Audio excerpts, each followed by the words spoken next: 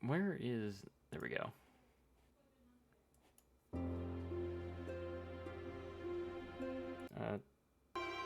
This is too sad of music. I don't like this. There we go. That's better. We already... Only Kingdom Hearts had a game show theme. Like... We had Who Wants to Be a Millionaire ABN not too long ago. Yeah. Okay. I need to get window capture of...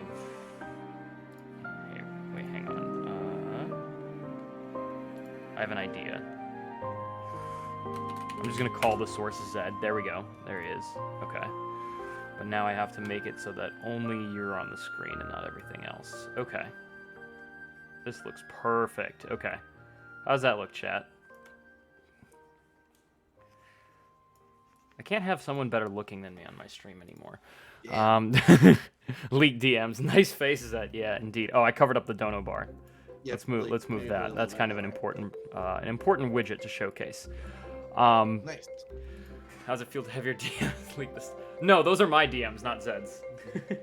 Oh, I guess this DMs with Zed. Right. Yeah, you get to see that we were planning the hot takes. You get to see how we were planning the hot takes. So yeah, just before, how's the music, by the way? Is it too loud? It's getting hot in here. Ro leaks DMs on the regular. Yeah, I'm not very good at not doxing myself. Music kind of loud. Okay, I'll move it down. I'm sorry, Corey. Beat a man while he was down.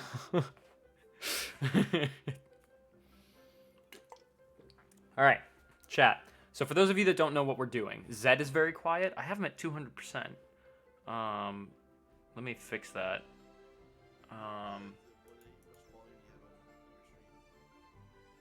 Oh, you know what? I know what it is. Hang on. Not Discord. I needed volume mixer. All right. Can you say something, Zed? What's up? That's still really quiet. All right. Oh, no, he's not at 200% yet. There we go. And I can move the music even lower. Okay. How's that? Is that any better? Is it? I don't know. Just let them start. It'll be clear. Yeah, so a hot takes tourney, it's not too difficult to understand, Tina. Basically, there are some opinions that people have about the Kingdom Hearts 2 rando that might be unpopular, and we are here to, go through all of the takes and identify which one of these, he's still at like 7% volume, and which one of those takes... Gain up, it just won't be pretty. That's fine.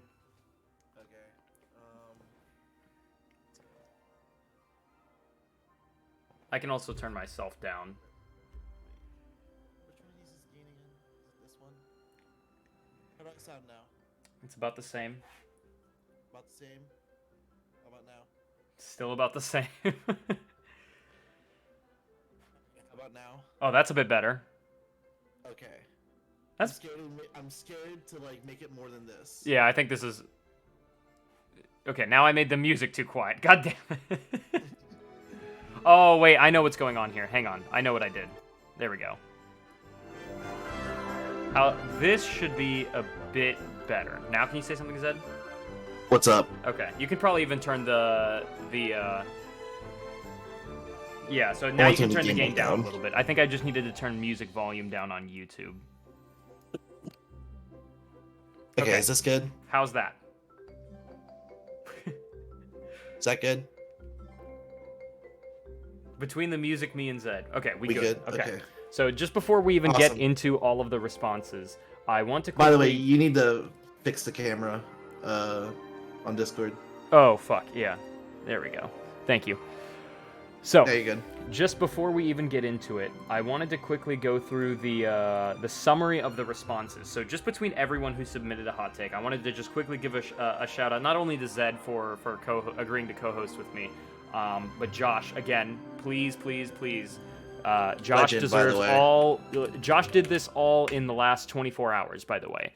So they read all 33 takes. Now, there's actually a 34th because Machine Gun Geek... I don't know if it was deliberate or not, but Machine Gun Geek did not abide by the deadline rules. So I have allowed for Machine Gun Geek to be included, but will be in the bottom, in the round, will be part of the round 0 that we have going on, and I'll explain what that means in a second. Yeah, so we have 5 takes from Mett, but we'll go through each and every single column. So we got 3 from Corey, 3 from Crazy Comics, 1 from AA Dewey, 1 from Gemini Hero, 2 from Jared Wheatstrike. Actually, there's 3 because he decided to lowercase the S the 3rd time around. 1 from Kale, 1 from Key, 1 from Lord Tritone, 1 from Megaslib, 5 from Matheos. Spoiler alert, we've got a Mett versus Mett take in round 1. 2 from Nerdy, 2 from SPT Kira, SPT Kira, I can't fucking talk. 2 from Scud, 2 from Kea, 1 from Josh, 1 anonymous take, 1 from Danimal, 1 from Salad, and 1 from Machine Gun Geek. So thank you to all of you for submitting a take, and because we got up to 32 hot takes, I did donate an additional $50 to the, I'll explain Corey's thing, but I did donate the extra $50 to the charity, so thank you so much for contributing. So I allowed for Josh to enter a take, but I did not allow for Josh to seed their take, so they will be competing in the round 0 as well, because there's 1 slot left for the number 32 seed, and that will be between Machine Gun Geek, or no, sorry, not Machine Gun Geek. Between Crazy Comics, actually, Jared and Josh. And you'll see why I seeded those 2 at the bottom in a second. Comics was deliberately placed there because it makes for a great segue for the start of the tourney, and then Jared's is just so funny that I think I can't hold it in for any longer. It's just so fucking funny. But before we get started with that too, I wanted to quickly identify like where people were submitting their hot takes to. So pretty even distribution, if I do say so myself. 32%, about a third were strategy. Another 20% roughly for a particular racer or a particular game mode. So that's pretty cool. And then I'm assuming that actually I don't remember seeing any cosmetics takes, so I think that 8.8% for the cosmetics is actually just other. And then we've got 14.7%. Rounding out for hint systems. So we've got a pretty good distribution of takes here. I'm quite excited. So Zed, I need to share the link of the hot takes with you, because one thing I need to do is I need to include the actual writing in the stream. So let me quickly share this with you. So the way that we're going to do this is that any underdog take, and by underdog I mean lower seeded, any lower seeded take, meaning Josh's seeding, will be read by Zed, and I will be reading the higher one, and then we'll spend a decent amount of time discussing each take, seeing if we agree, if we disagree, trying to get the nuance from it. And here's how we decide who moves on. Zed and I get priority, so if Zed and I agree that a particular hot take deserves to move forward, we'll obviously take in any chat contributions that happen during the discussion, but if Zed and I officially agree that one take deserves to move on, they move on. If Zed and I cannot agree on a take, chat gets to decide who moves on, okay? So that's the way we're gonna do it, that's the way we keep it fair. Realistically, we might have just had a third commentator, but this is more fun. This gets the chat involved. Zed should read the higher seeded takes? I don't care. I don't care. Hot take, Roro fixed all of this. Shh, don't out me like that. Let me also quickly see if I can get the actual hot takes out here. Hot takes paragraphs, I guess. We colluded, yeah. Don't even joke about that. Oh, man. Okay. Oh, that doesn't look good at all. Can I, zoom in? Oh, no, I don't like that, because it... Oh, come on. I need to zoom in within app. Okay. Can I make it, 175% so it's more visible? I should have figured this out before the stream started. Okay. I also need to make this more centered. Okay. I need to pull this out a little. This is not quite where I want it to be. Oh, okay. Boy. Oh, boy. We've got some JSmartees for you. Don't worry. We got JSmartee. You want JSmartee? You got it. We got some takes. We got some takes indeed, chat. Okay, you can't really see the number, unfortunately, but I think it's legible. Okay, can I get the number in here? There we go. That seems to have worked. Okay, so I will pull this. I'll pull this up every now and then when I've got the take appropriately included on screen. So I'll try to scroll up, but I will hide this up until we're ready to actually. I may have been intoxicated with writing some of these. I will be intoxicated in evaluating some of these. So, holy dissertation. Yeah, we've got a. Yeah, we got a doozy for you. So before I reveal the bracket, I do want to quickly address that we do have a round 0. So we technically had 34 takes in total, and 2 of them I think were meme takes that I think deserve, a very, very good shout out to, really descend our hearts into darkness as we read some of these. So without further ado, here is your bracket. I did not do a good job of collapsing this yet and making it full screen. I also need to find a better place for our cameras because I want the bracket to be visible. Maybe I'll move Zed over here for now because we're going to go to the left side of the bracket first. So, we've got 32 takes that will be seeded, but this 30-second take here that Genie is great actually is Josh's take. But as I said, Josh does not automatically make it in. Josh has to beat both of the meme takes that we have here. And if Zed and I think that the meme takes manage to make it in, then Josh is yeeted out of the bracket. So, without further ado, we've got... I'm missing one of them. Oh yeah, so we've got 3 takes. I will read 33 and then 32. Zed, you'll read 34. Is that fair? So so you'll read 32 and I'll read 34, you said? Yeah. Alright, cool, yeah. Let's go for it.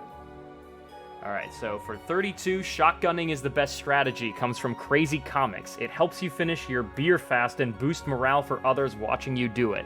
And I thought that was a great way to start the shenanigans off. I don't really want to completely key the drink and make it all over my keyboard and whatnot, but cheers, Comics. I think that was the take that yesterday he spoiled was about me. So you know what? I will honor that.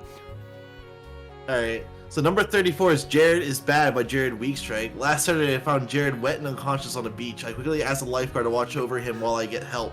The lifeguard walks away muttering that he doesn't watch washed up rando runners. I just don't even know where Jared gets the creativity for some of these. The fact that the word lifeguard exists, if you told me that Jared would mention a lifeguard in his hot take, I wouldn't have believed you. This became so chaotic so fast. Yeah.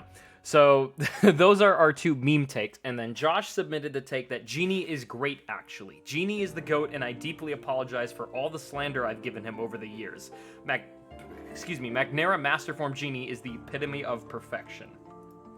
So between those 3 takes, we get to decide what the 30-second seed is. I think that the other 2 are just... They were funny memes, but I think that there's something that we could actually discuss further with the Genie. So I'm okay with keeping Genie is great, actually. I'm also okay with keeping Genie is great. I think that's actually a pretty good take, while I think Jared is Bad coming from Jared is not a good take. Yeah. I would rather see Mett flame Jared somehow like that. If Mett had written Jared is Bad, then we would be in spicy territory here. Yeah. All right, who the hell submitted take 9? I need names. We'll get through everything. We have only one anonymous take, so you will know who submitted everything.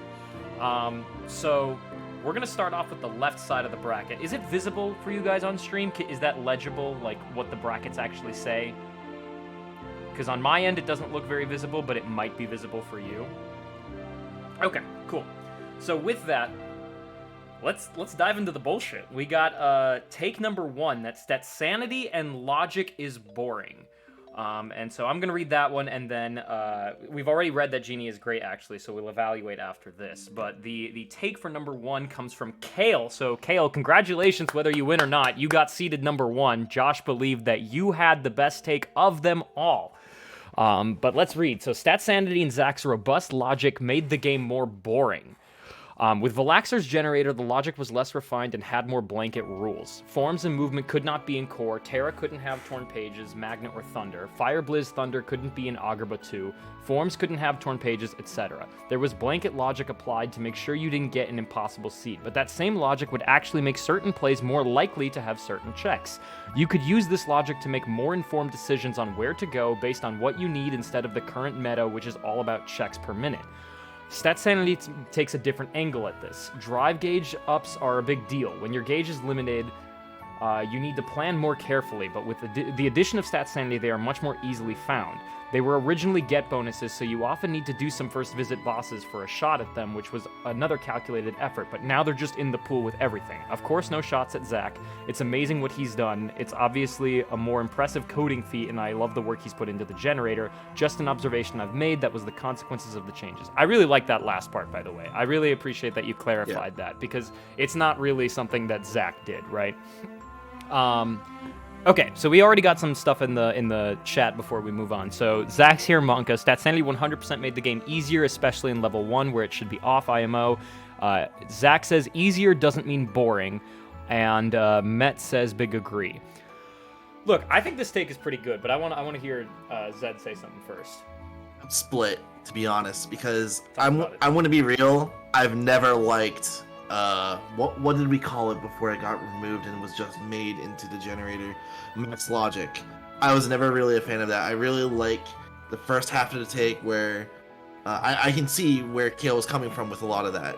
What I don't agree with is the Statsanity stuff. I think Statsanity is I think it's fine. I think it's really fun. I like getting my drive gauge ups because I think using drives is fun. Yeah, that's pretty much how I feel about it. Get bonuses being in the pool just makes for a more creative way to do things, basically. Yeah. I think this was definitely a big bite. Like, I appreciate that this got seeded number 1 because this is a hot take. This is a very hot take to start out with. Yeah. This is truly, like, I think I've only heard good things about Statsanity. So the fact that someone's, bringing it into question, I think is impressive.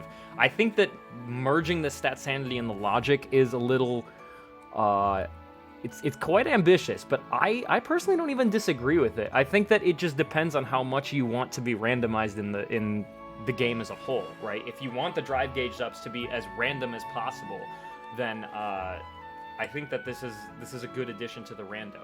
Now, Statsanity makes all of these things more common, right? The drive gauge up, the magic ups, and the HP ups. Those are all more common, right? As a result, if I'm not mistaken. Yep. Okay. So it's not that you're just taking all of the ones on levels and get bonuses. You're also increasing the frequency at which they occur, right? I may need. Oh wait, my chat paused. For example. Okay. Hang on, sorry. We've got quite some chat contributions. Agree with Statsanity, but not the logic. Checks per minute was always optimal, regardless of C-Gen. I agree with that. My level 1 assumes no Statsanity for what it's worth. I smell round 1 upset. It makes bosses more incentivizing to do. I like having item slots I can do cool high resource strats. If you get more checks per pop-up. Roro confirmed doesn't listen to me because I always said Statsanity should be off in level 1, only in that scenario, though. No one ever listens to Corey. Oh, wait, that was Corey who said that, not Geek. Okay. I actually watch Corey's streams muted. Jesus Christ, what a violation. It's the same number of HP MP drive-ups, just can be anywhere. I think if we're talking about whether or not it made the game easier, I feel like that's just a general agreed upon yes, because you don't have to kill bosses to get your drive gauge, which lets you use drive gauges to heal the boss. You know what I mean? Right. But that would be an interesting thing if making the game easier makes it more fun. The thing is that Statsanity is a toggle, right? Like if you don't want it, you can turn it off, right? The issue is that I think Kale is bringing this up because when was the last time we had a tourney with Statsanity off aside from level 1? Yeah, that's true. And I think the reason he included it with his Max Logic take is because it spreads out the checks more in a way. Mm-hmm. So instead of just knowing what can be on your bonus levels and knowing that those can't have important checks, which makes some worlds better, some worlds worse. Shit, where was I going? Oh yeah, it just makes it so that okay, Pylands always has 34 checks, or I just threw out a random number. I don't know how many Pylands actually has. And yeah, that's kind of like where I think he's coming from, which I don't necessarily agree with, but again, it's like I agree with half of it. I don't agree with half of it. I'm more so like I kind of agree with both. I think that Statsanity, like it has a place, and I understand. Like I personally probably would even prefer Statsanity, but like I think it is in like this point right here. When your gauge is limited, you need to plan more carefully, and that you need to. I think somewhere in here, Kale mentioned something about that you can use this logic to, or something about like the drive gauge ups being on get bonuses means you kind of have to be a bit more calculated with how deep you push in order to get it, right? But with that, I'm assuming it's time for Zed and I to... I think we've discussed... do we really need to do anything about Genie is great? Is there anything to discuss there? Like, I think that this is just sort of like a take where it's probably true. I just don't use Genie because I'm not good enough. There was a take that... I think it was Gemini Hero who said it, that like if you use Genie, they know you're a speedrunner. Like if you've ever pulled out Genie in KH2, you're a speedrunner. I don't think there's an argument for saying Genie is bad. I think it's Genie is hard to use, which means people don't use him. Which is why I want to give the win to Kale here. Not because I think that Josh is wrong. I just think that Kale took a bigger swing and actually managed to justify it a bit better. So if I'm gonna go into the vote, I'm gonna vote for Kale's take. But I'm gonna vote for Kale's take as well. Okay, so let me also make sure that I start the tournament then. There should be a way to start tournament. I don't know where it is. Okay, start tournament. So can I do this? Okay, so this gets a score. This is the winner. Okay, so we have no 32/1 upset, even though I know chat is probably losing their minds because I don't think they fully agree with the take number one. But again, remember that you don't advance exclusively on how right you are. You also have to say something that, you know, makes me pause and think, you know, or like it's got to be something that's really gonna like transform the way that I think about something that I thought I knew was right, you know. So with that, by the way, chat, our next round is the Mett versus Mett. Kid Setting says Pridelands has 25 chests, so the guesstimation of 43. Genie requires other checks to be useful. That's okay. That's a good point. All right, but anyways, I think that Mett is not gonna like the two takes that managed to be here. Because I think these are like on complete, like Mett submitted 5 takes, and I think his worst and best one are both here, and his worst one that I think he thinks is the worst one actually outperformed his best one with this seeding. So with that, we've got our 16th and 17th seed takes for Mett. I will be reading the 16th, and Zed will be reading the 17th. So the 16th seed is Mett's Matthias is the most cringe member of the KH2FMR community. Yep. Mett is actually a turbo cringe, no cap. Twitch.tv has literally forced a 1-point channel redemption on his channel to call him cringe, so he knows it. Twitch.tv has also enforced a cringe tag on all of his streams to warn people of his cringeness. Want to know how many people have called Mett cringe? 381 times, yup.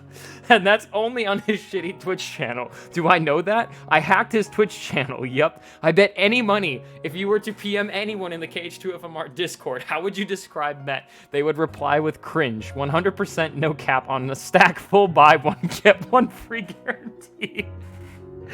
The cringe lord even promised a Roxas guide like 8 months ago, and the fucker hasn't even finished the 15k word script yet. Yup.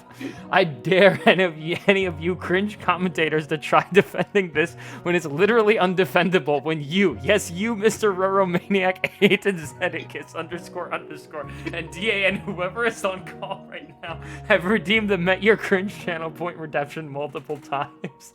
Checkmate GG, no re-zero, counterplay, stay mad nerds.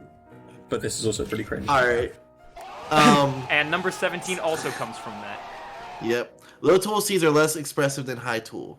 Doing seeds with low tools forces the player to do safe, boring, samey strategies to defeat bosses in mob fights, especially level 1. With high tools, the skill ceiling of bosses rises exponentially, allowing for greater skill expression and creativity. Low tool Zigbar, oh boy, now I got an action loop like my opponent. Fun. Now if I have high tool, I can go for swag duck flare and final form glide strats. Based as fuck. Oh, what about size? Reflect Thunder, Reflect Resonant Sleeper, Duck Flare, RSR, Duck Flare Cancel, Wicked. Rock says quick run only available dies of cringe, but finisher plus FP plus gap close plus aerial recovery equals fast and furious. Giga Chad. If you think low tool is interesting or skillful, you're boring. You're big wrong. Yep. I love this take. Mett mentioned this a little. Like, I did not know that Mett was going to submit this take, but Mett was actually talking about this on his stream the other day, and it was He talks about this a lot. Yeah, I think it's a good one. I think this is like I'm kind of surprised this was seated this low. Josh, what the fuck? No, I'm kidding. Only love for Josh. Only love for Josh for reading through all this. Look at this. How many pages is this thing, actually? 7 pages of your nonsense. No, I'm kidding. I'm kidding. But like, yeah, Josh put in a lot of work, so no hatred to Josh. I think this is, with no disrespect to anything we've talked about, I think this is already my favorite take so far. I think that like seeing, and this is something that's kind of it's why also I think for a similar reason that the first hour of nightmares are usually not super interesting to watch. And I think that like Ragnoff and Dewey both warned me that like the nightmare is a great thing to watch, but not for the first hour because it's so slow. There's not a ton you can do, and it's all kind of the same. So I think this is something I've thought for a long time. I personally would like to advance the number 17 of Mett's takes. Yeah, I agree. Especially because the 16th one is. The 16th one, there's also like actual examples of people being cringe. Mett says no, fuck. Mett, one of them has to go, and I know that you like these both, you know. But I think that you like honestly down the road, I think your 17 is gonna have a better chance than your 16. So unless Zed has any contradictions, I think we're gonna do the high tools has more skill than low. No, I agree. Okay. Cool. All right. We've got number 9 and number 24. Our number 9 take is Gemini Hero needs to just go Twilight Town 1. And 24 is that Mett is the best rando runner. So number 9 is that Gemini Hero just needs to go TT1. I don't know who this was from. Did this not? Who submitted this take? Wait, some of these are not labeled. Josh, can someone? Well, actually, I should have the hot take still pulled up. This was not. But like, look, OC is heavily underrated is also anonymous for some reason. Do I have the hot takes in here? Cool. Anon Mouse, yeah. Let me find out who submitted that one. So, which one are we talking about? Gemini Hero just needs to go TT1. Yep. Okay. Mm-hmm. All right. I guess I'm gonna have to look through each fucking individual response. Okay. You might be able to. There might be a search function. I think you can. I remember being able to search through Google Forms. Really? I think. Let me look at my old Google I don't Forms. see it, unfortunately. I'm gonna pull it up on stream here for a second. It's all right, Josh. We'll figure it out. I'm sure there's a way to search through it. I was thinking about the other thing. Okay, wait. Individual. Nope, never mind. Yeah, you're right. I'm gonna think. I think Scud probably submitted this one because Scud I know was a commentator on Gemini's channel. Okay, Scud. Yeah. Okay, it was Scud. Okay, so this take is submitted to us by Scud. Okay. I'm gonna write that down just so we don't forget. Oh, Josh, if you're willing to look some of the other ones you've missed, that'd be great. Also, Meep Advil.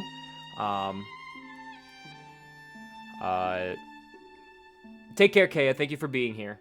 Oh God, it was Scott. Yeah. So okay. Sorry about that, Josh. I'll ask you to find out who submitted that take, or like, because there are a few other ones that aren't labeled. So I'll just ask you. So pulling back up the claim. So the claim is Gemini Hero just needs to go TT1 from Scud. He often waits for final form before going to TT1, even if it means not going there until 90 plus minutes into a seat. Jesus Christ. I mean, just right there, that's already oof.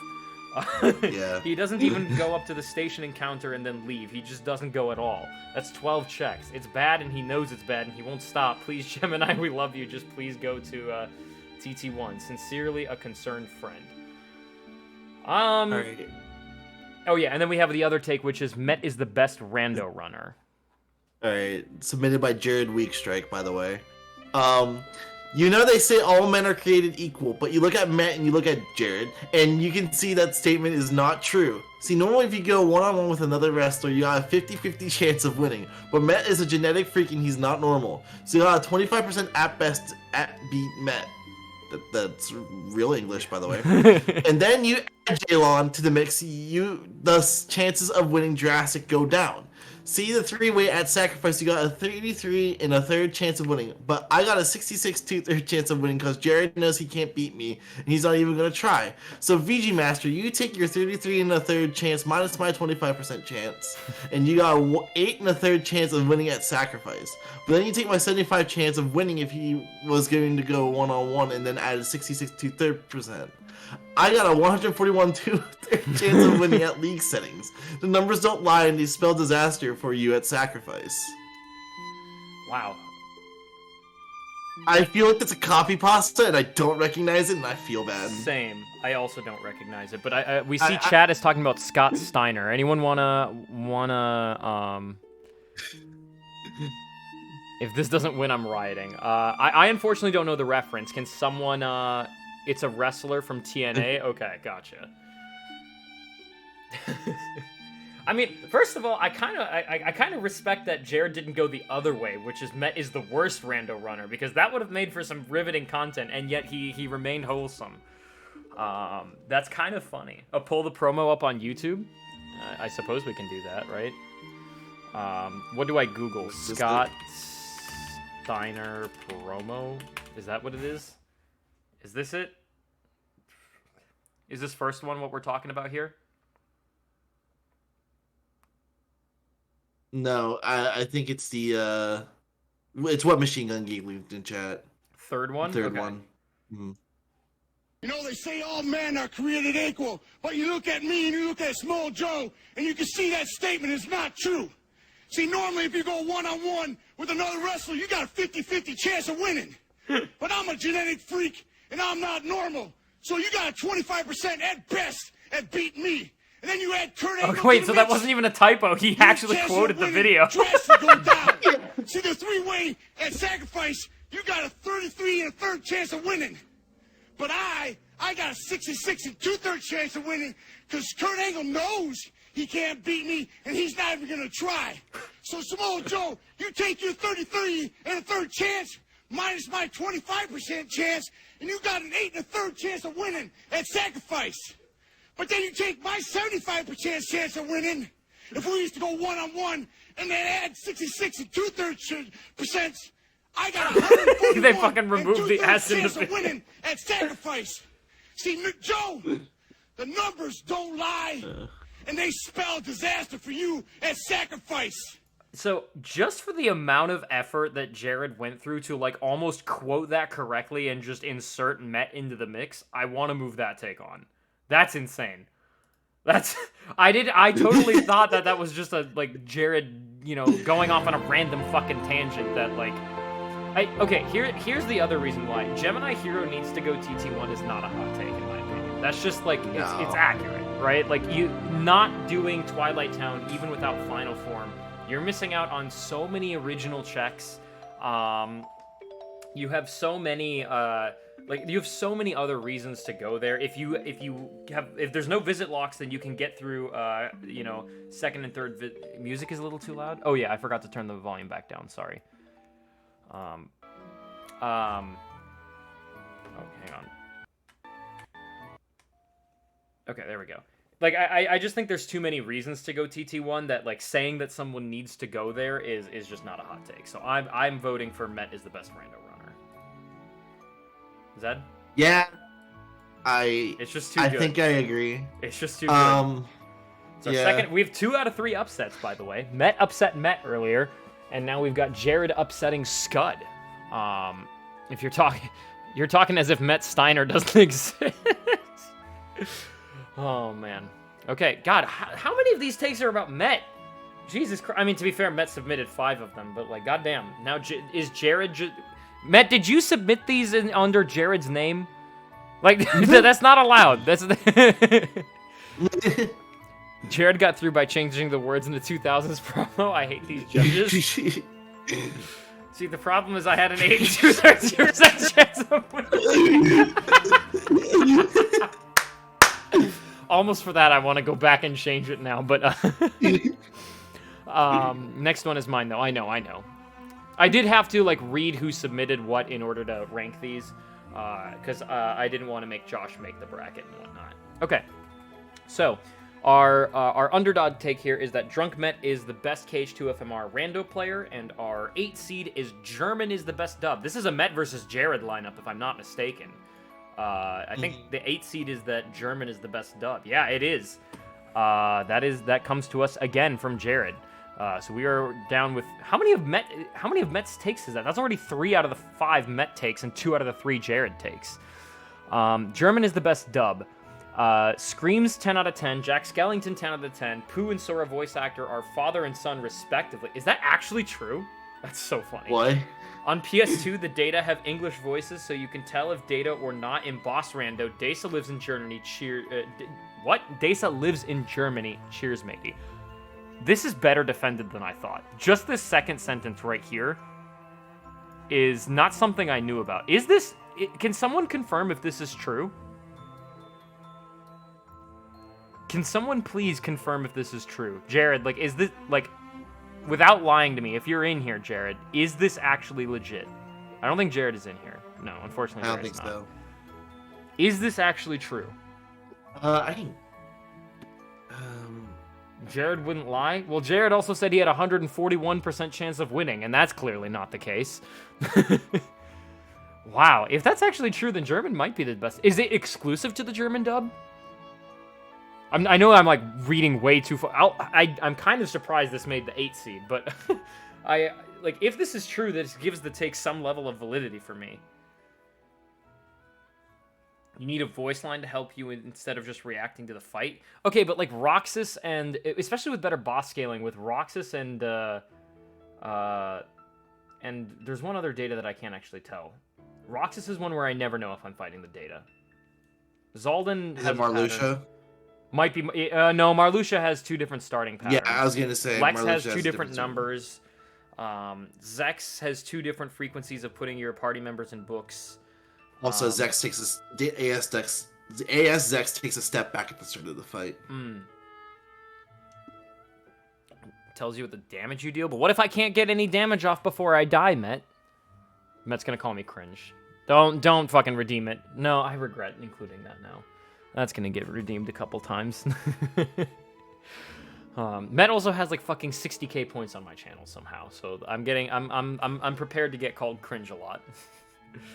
I'm pretty sure you reflect the opener. I try to. That doesn't mean I succeed. Mett, you're cringe. True. But this is also pretty cringe. Okay. But anyways, German is the best dub. Let's go to take number 25, which is Drunk Mett is the best KH2FMR rando player, which is submitted by Mett himself. So oh wait, that's just Yeah. there. Cringe. Drunk Mett enters one tournament and wins But this is 100% also win pretty rate. cringe. Sober Mett loses every tournament he has ever entered, 0% win rate. I rest my case. This is a lie, so I agree. I don't. Yeah. It's a lie. It is a lie. I know for a fact it's a lie. So It's a I'm already lie. going with German as the best dub. This is a lie. Mett, this is a lie. Yeah, This is as much as I want German as the I best made dub this to move before. on. because I this made is a this lie. before. I won the other things. Oh man. Oh man. I kind of want to move on to the German take. I'm sorry, Mett, but I think the fact that they have English voice lines that tell you whether they're the data or not is kind of cool, and that Jared is one of the few people that actually played the other dubs. Yeah, he played French as well. Yeah. So, Zed, your vote. Yeah, German is the best dub. All Moves right, on. I'm so sorry, Mett. That's already 2 takes out the window. It was true. Alas, it is no longer, unfortunately. All right. So I think this is going to be our first real contentious one. This now, by the yeah. way, Machine Gun Geek, your take never got seeded. You just replaced a meme take. So you are just taking one of the replacements. If Drunk Mett takes don't go through, it will break his 100% win rate. All right. So right now we have a take number 5 that comes from Kea, Kea making the top 5 with these takes, that STT is not that bad. I get this might not be a hot take ever since Roxas, Magic Movement, and Trinity was released, but STT is really not that bad of a world to go to anymore. Though yes, it has a few checks and is excruciatingly backloaded, there's so many ways to make it faster now. Magnet, Thunder, Fire, Reflect, Trinity Limit form, it seriously isn't that bad. It shouldn't really be seen as jail or something one only does if hinted or if they're desperate. It really should be seen as equal to fully doing first visits in Land of Dragons, Olympus Coliseum, Timeless River, etc. It's not that bad. Seriously, #end STT hate. Listen, if it weren't for that last sentence, I don't think I'd agree. But that last sentence really made me reconsider this. Because, like, think about it. I've seen so many talented runners do STT over LOD and OC. And it's not only, like, just because they hate OC. Like, I think that genuinely there is an argument to be made. There's so much cutscene skipping, time it.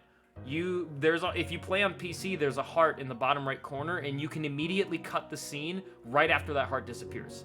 So, like, you don't have to, it's really not that annoying. Now, this is, another rebuttal to that argument is, I don't know if this will ever happen to Rando, but, you know, Refixed, or Refined, I think it's called, is, it exists, right? So one day we'll be able to, like, completely, maybe, if people want, we'll be able to avoid the cutscene skipping entirely. And if that's the case, then that makes even STT even better, right? And Zach also has mentioned that the loadless timer tells you when to skip. So there's multiple ways to know exactly on what frame you need to skip. I think this take is good. The other thing is there's no visit unlock for this, right? So that also makes STT super loaded for first visits, right? Like, for example, in Hard Logic, so many people are going to go STT because if something's backlogged, you might not be able to get it until a second visit in other worlds, but you would get it in STT. But yeah, anyways, and now we're going to get... I believe the other take is Machine Gun Geek's take is level 1 in Go mode rock. Okay. Let's be real here. For most random variations, large portions of the run are kind of dead. Once you hit about 30 strength plus magic, anything outside of bonus bosses are trivialized. Level 1 and or Go mode rectify this. Low stats plus no second chance for once more keeps the challenge real the entire run, while Go mode doesn't give you time to really grind and forces you to do the world that never was with low tools. Both also lessen any grinding. Go mode fully eliminates it, which is always nice. Otherwise, they scratch different issues. Given limited viable route choices, Go mode eliminates a lot of inter-racer RNG, as you will likely end up with similar tools and go similar routes, while still having to adjust to what is on that route. Level 1 is more flexible, allowing the use of most random varieties in a more challenging WRT to win format. TLDR, level grinding sucks and Mag plus Thunder Go Bird sucks. Oh boy. I like this take, but I don't like his arguments. I hate how much I like this take. I really like, because like I've been an avid antagonizer of level 1 in Go mode. So I don't know if you were around, River, but I hosted my first tournament I ever hosted was a Go mode tournament. Maybe I remember this. My first like real tournament that I actually tried for was your season 2 of the of the 1 hour. I think it was season 2. Oh. I lost to what's his name. He only does the 1 hour. He does like a Link to the Past randomizer. I don't remember anymore. What's his name? God damn, that's gonna drive me crazy. Capitan Bublo? Yes, Capitan Bublo. I lost to Capitan Bublo in the last 20 seconds of 1 hour. I remember that. Yeah, I lost in the in the last 20 seconds of the 1 hour, and I. But anyways, yeah, I'm. So what do you not like about this take, Zed? So what I don't like is I don't like how he's making the argument that low tools makes it like more skill based, because we just had the take saying that tools make you more skill based because you know how to use the tools, like instead of not having them. I think that if you remove that sentence, I'm really like I'm a little upset with myself for how much I like this take, because one of the things that I think will be a common theme as we get deeper into the bracket is talking about irreducible loss and randomness, and this kind of addresses this issue in that like he mentions that like there's still the randomness that every seed is different, but when everyone has like similar routes to take, the real differentiator is going to be the skill, right? And that's like, I think at the very least, if you truly like love the competitive aspect of the rando, that's like really the happy medium where you have reducing, yeah, exactly. It does reduce the randomness in a randomizer while still keeping the game fresh, right? So I think that's wow. I really, between these two takes, I don't know which one I want to advance. I'm leaning towards STT is not that bad, but man, did Machine Gun Geek give me a run for my money. We might have a split here because I think I like the level 1 and go mode take. Like, I want that to move on. Oh, man, I got to think about this though because I may not want to. The level 1 and go mode rock might just be a take that I don't want to be decided to vote. Let me think this through. So let me go back to Kaya's take real quick.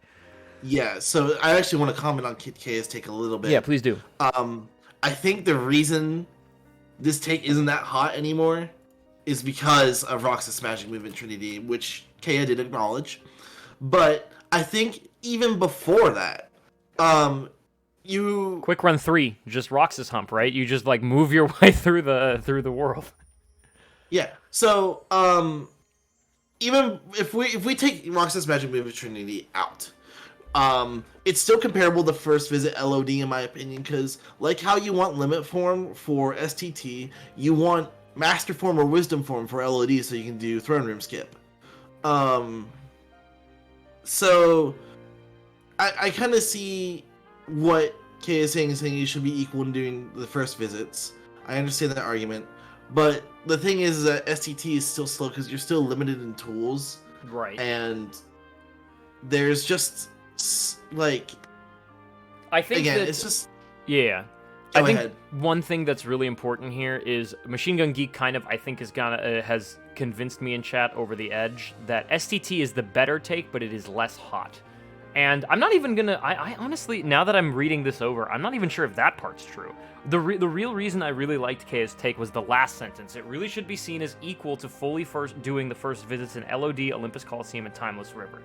Okay, but if it's equal to all those things, what is worse than all those 4 things? What is worse than STT, LOD, OC, and Timeless River? What's worse? Is there anything worse?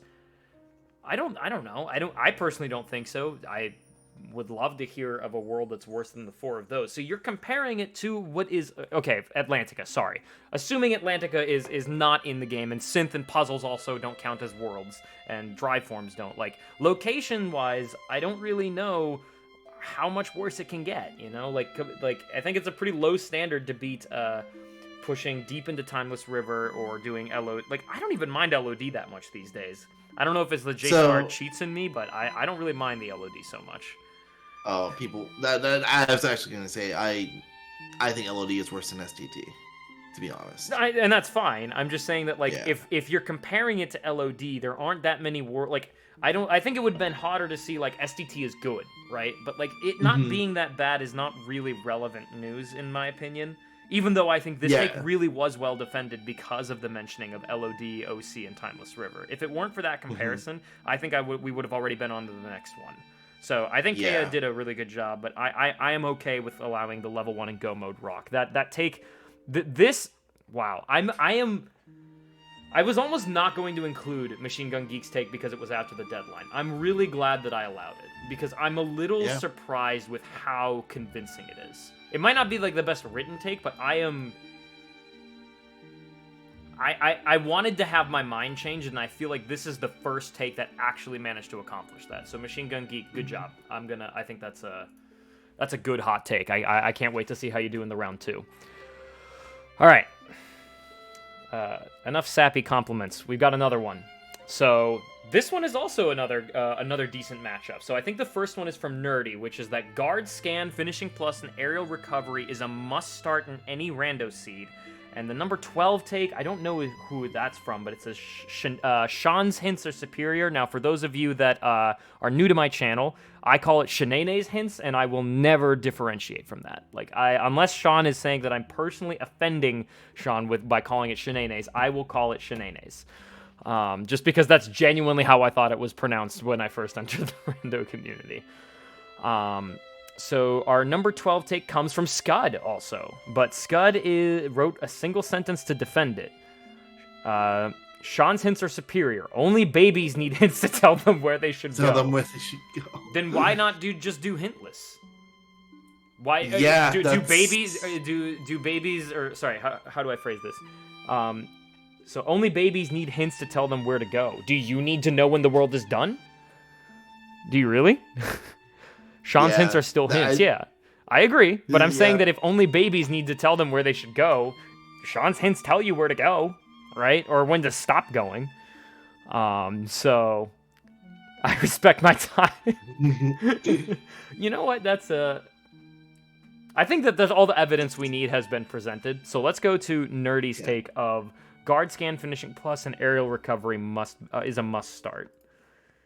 See, I hate that this is considered a hot take because I 100% agree.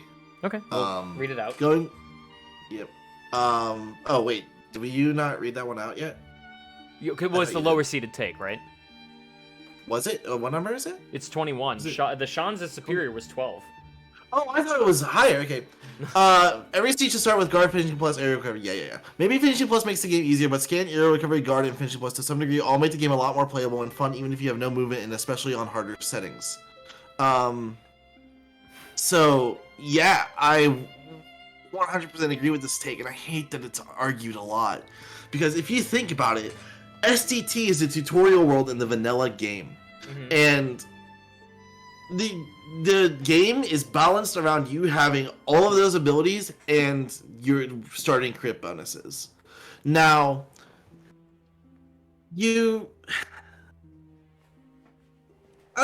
understand that maybe finishing plus is pushing it. I personally don't think it is, because especially if you're playing on critical, but these abilities should just be the standard in every. Do you get all of these abilities in vanilla KH2 at the start? Yes, well, in STT. Finishing plus included. Which is when you... Yes, on critical mode. Okay. So that's why I...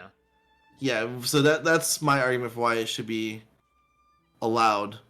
I think that these abilities, I agree that on the average, I agree with Nerdy's take, but I do like having the occasional tournament where these are not starting materials, just because I think that every time if you have competitive where you always start with this, I feel like it's a nice spice up to the variety, but I think on the average I agree with this take.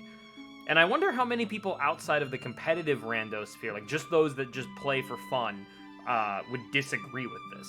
I was really hoping to get a few more people in here that I haven't seen enter a tournament before, and that's not to say that anyone who has is less valuable here. It would be cool to hear if people who don't watch competitive exclusively watch competitive but don't play the rando or don't play competitively agree with this. And this is all contradictory because Nerdy, to my knowledge, is not a rando player, only watches, right? So, and that's coming from someone like that. So, oh boy.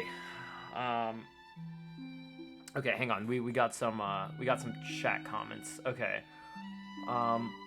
Over the course of STT, Zach says is when we get them. I only agree with guard and aerial recovery, only for crit. When you get to play a Sora and play crit, you get guard and AR in all modes, okay?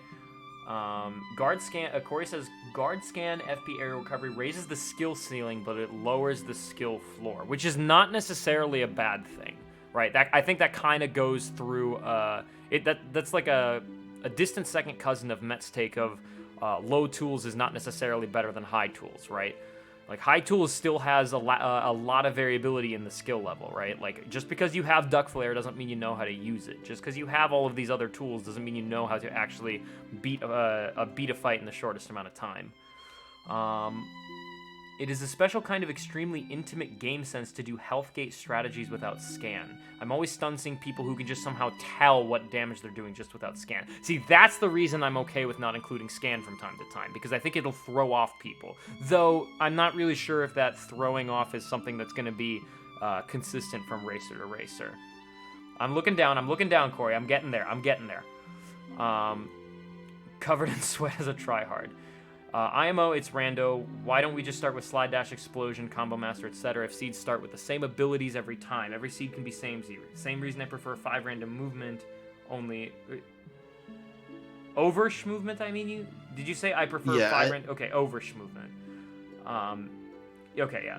Scanless seeds give Zed a nosebleed. It's not wrong. Is that true? I hate not starting with scan. Even though, here's the thing, I have the skill as a player to play around not having scan. I just think it's so stupid. Like, I don't agree that knowing where the health gates are and how much damage you're dealing is that much of a skill. Especially because you're either over the floor or under the floor. You're almost never in between. Right. Okay. And it's just like, think about it from a game dev perspective, right? In what video games do you usually not, like action RPGs in particular? What action RPG do you play that does not let you see enemy health bars? And Corey, another thing too is that, like, with your take, like, why not start with Slide Dash, Explosion, Combo Master, etc. Nerdy basically said it. Basic functions in an action RPG are not comparable to end game combo mods. Which, yeah, it's like saying I should start with everything, but I'm also of the opinion that, and this was going to be my take if I was allowed to enter, you should be able to include anything in your starting inventory. Like, that should be an option for you if you want to do that. But it's not, and we have these basic starter options instead, which I think are core gameplay mechanics that you should just have. Scud kind of put it interestingly. UI elements being locked behind checks seems silly to me. Yeah, that it kind of does, but at the same time, I think it's what makes the Rando kind of unique in that, like, literally anything is fair game for the Rando, but I don't think this is an egregious take. Like, I completely understand every point that has been brought up. I'm a little, and I don't mean to call Scud out, I'm a little upset with the defense for the Shan's is superior. Like, I know it was like a funny statement, but like, I think there is actually, like, I personally believe there is a case that Shan's is the best hint system, and I wish it were made.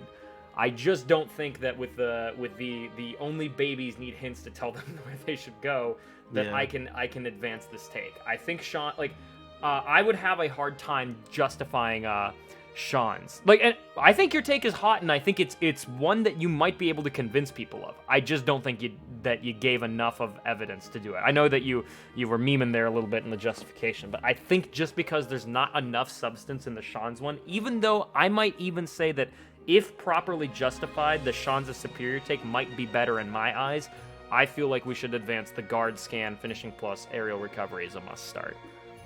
Yep, I agree on that alone, but I feel like we'll wait until later in bracket. But yeah, I think the level, like the guard scan, finishing plus, aerial recovery as a must start is a well-defended argument.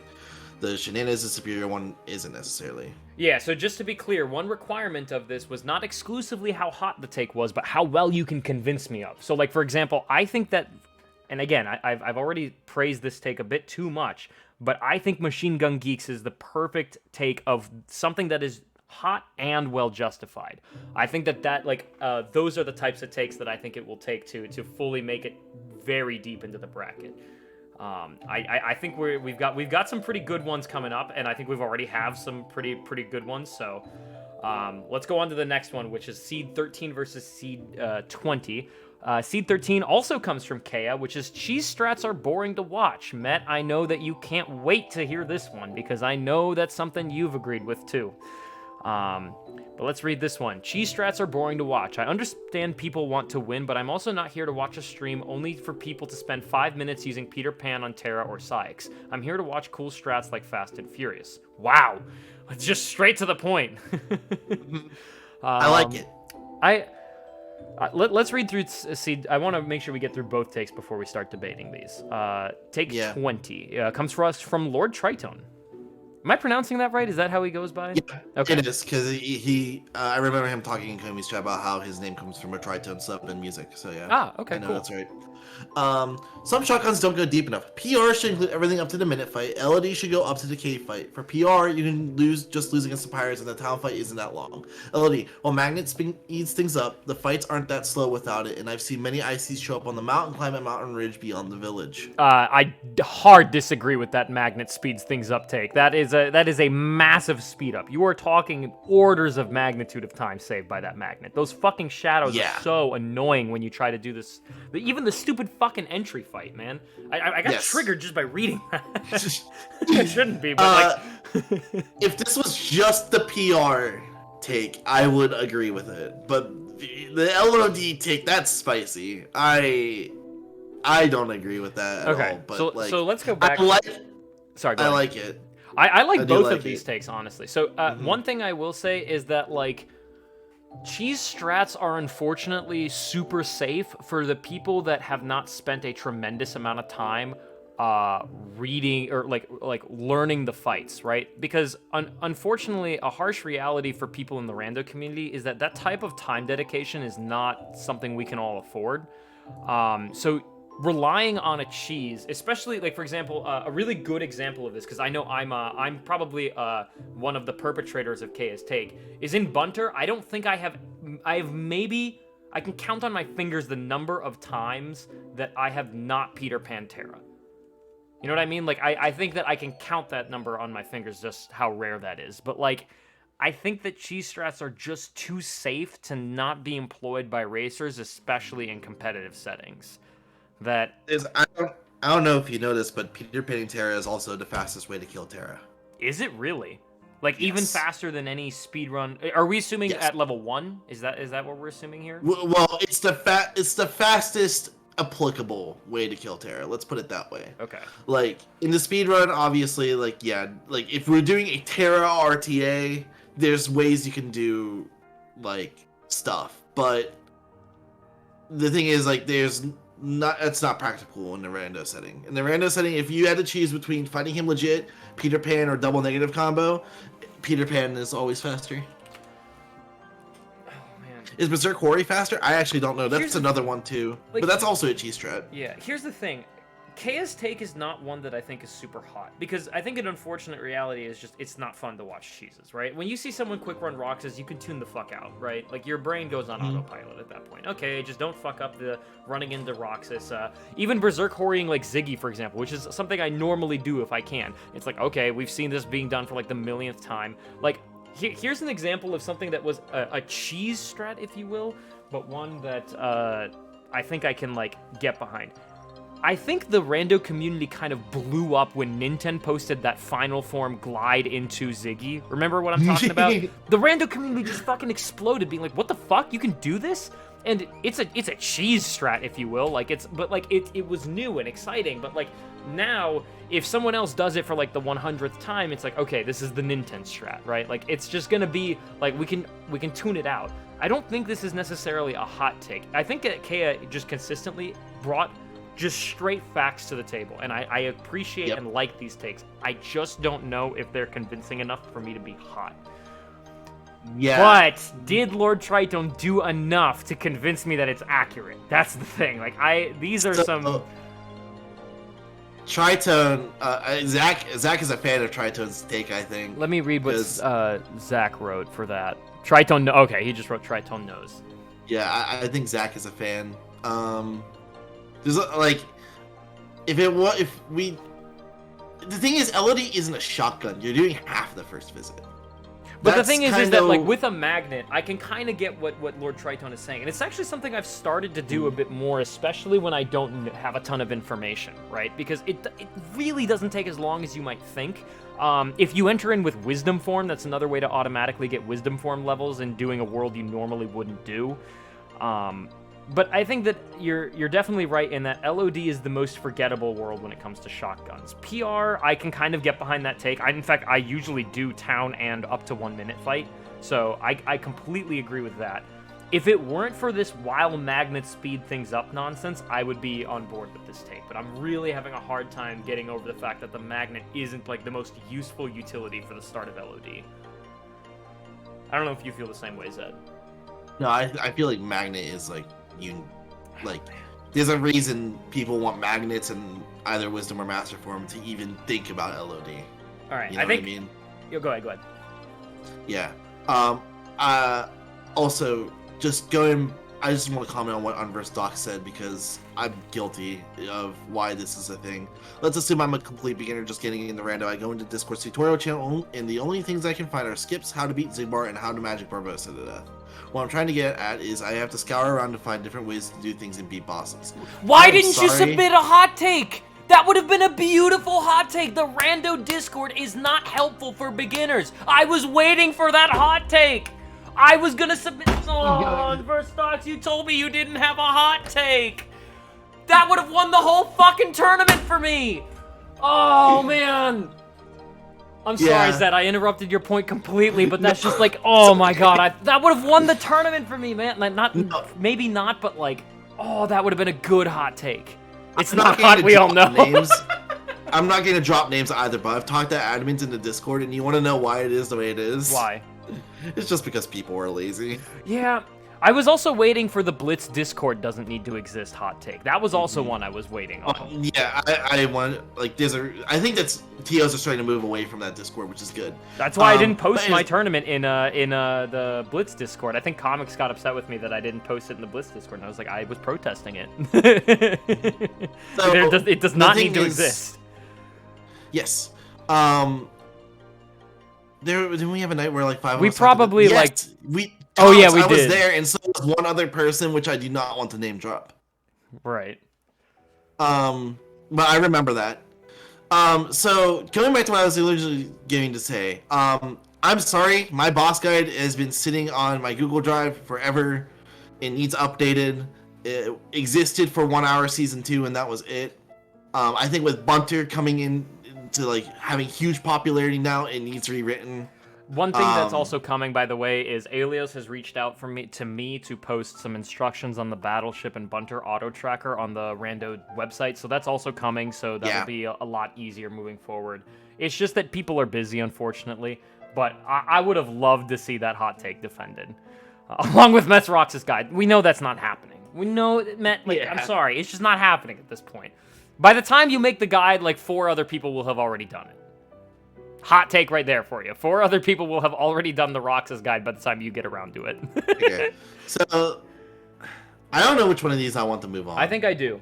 And it's not, this might be the first chat decided move on, because I think we're gonna decide on 2 different ones. So I'm gonna go with the some shotguns don't go deep enough. I think that Lord Triton might get eliminated later on, but I think it's just hot enough and accurate enough to outweigh. While Kea had the better accuracy, I just don't think it's as hot of a take. Yeah, I actually 100% agree. Oh wow, we do not have a chat decided vote. So we have some shotguns don't go deep enough. FYI, I've planned out and scripted an entire guide for installation, routing, executions, boss fights. It's set to release in 2023. Going to record it over Xemnas when I have time off in video format. Corey, I was actually doing also a tutorial for viewers of yours that might not know how to play Rando but like Rando. But might not play Rando. Sorry, not like it. So recorded over Xemnas. Yeah, we'll do something with that. Me and Waffle Magic will be creating a video like that for people who watch but don't play Rando. Or like if you play Rando, they won't get lost when they watch you. Anyways, we are almost halfway through round 1. Merry Xemnas chat. All right, we're almost halfway through. We've got quite another hot take for you. I think we're having some back-to-back bangers, or like round 1s that really don't feel like round 1s to me. Like they feel like these should have been deeper. I'm gonna rant. Oh, you're gonna rant? Okay. So you actually get the one I think you want to rant about too. But I will read the number 4 take. So number 4 take comes to us from SPT Kira. Kira making the top 5. Let's go. Okay, and this take is that the Valaxor seed generator is still valid for Rando. Sure, the Zip seed generator is pretty much better in almost every way, but Val's seed generator is still neat for some chaos, especially Rando due to Zip seed lacking vanilla world settings. Might be worth you. Is that true? Is that actually true? Wow. Okay, I never. 100%. I haven't even noticed that. Like that's a good point. Might be worth using. Rando has been dead for so long. Also, cute cat on stream on Zed's camera. Might be worth using a coin flipper to choose between Val or Zip and then produce to Rando. And then proceed to Rando. I haven't actually played with So does Rando also work in 2.1.6? Because I tried to generate in 2.1.6. No. I don't think it works. And that's not like a dig at Zach. I know that that takes time. I'm just making sure that given this take is about Rando, I want to address that real quick. Not having the weight system in the aforementioned vanilla world settings increases how random things will be if a Val seed wins the coin flip for a race. I saw the title of this take and thought this was going straight in the garbage. This is now, this is a take I'm remarkably convinced by. This might be my favorite take of the tournament. Really? Okay, but let's go to Dewey's take that Bunter doesn't have routing. I'm going to scream at him later. Outside of rules that are obvious and are good or bad, almost any option is inherently correct. While there is decision-making of I can beat this boss at this point, hints can straight up tell you where to go as long as you aren't throwing yourself at a wall or going to a dead world, you usually are playing fine. I hate this take. So I'm going to disagree with this take too, but I'm going to let you rant for a second. Okay. There is a general route in Bunter that you usually take because bosses can be really shitty sometimes. Let's just put it that way. Right. You want to route around bosses that you can beat early with low battle level before you have to level, because you're not always going to be able to level right at the start of the seed. The other thing too is that you can't say that there is no routing and then put an example of what helps you route in your argument. There's the hints help you route, and you can route around the hints. And I feel like that's going to become the meta at some point, because people are going to realize that negative information is really good in Bunter. So we got some support of the name of the take, and the defense is not there. Sorry, I interrupted you. I didn't realize you wanted more to say. Go on. No, it's okay. No, that's just what I think. I think it's just not. It's not a well argumented take, and I also don't agree with it at all. So, chat. This is the only time that I could potentially offer the greats a strat. This is the only strat I will ever have. I'm not good enough to teach people anything, but if there's anything I've learned from Bunter, there is one thing that you can apply to your logic that will make you a better Bunter racer. Ready? These squares right here are the only squares on the bingo board that do not contribute to only 2 bingos. The diagonals contribute to 3, and the middle contributes to 4. Now, Ragnoth, if you're a fan of Ragnoth, by the way, marks the bosses that can show up in STT. So I think that if I'm not mistaken, I have selected all of the bosses that can show up. Oh no, Axel 2 and Hades. So those are the bosses that can show up in STT. So if you have several of these along the diagonals, they can contribute to more than 2 bingos. And so all of a sudden, STT becomes a more profitable play. So the fact that you don't have... I don't agree with this take, because I think that if you have bosses that are in STT that contribute on the diagonals, I think that you have a routing decision, especially because Bunter has spoiler hints these days. There's so much routing that can be done. I think that it's a hot take that just did not have the defense needed to move on, in my opinion. I agree. I think that, it is... Past a certain point, I agree with this that it doesn't have routing, because once you have the stats and you don't need to pick up any more chests, then yeah, you're just bum rushing whatever boss is next, right? But even then, there's worlds that have more bosses than others, and you're going to prioritize those. Oh, thank you for bringing that up, right? Beast Castle is a better play than maybe Port Royal, right? If you all things considered equal, Beast Castle has 4 bosses while Port Royal has 3, right?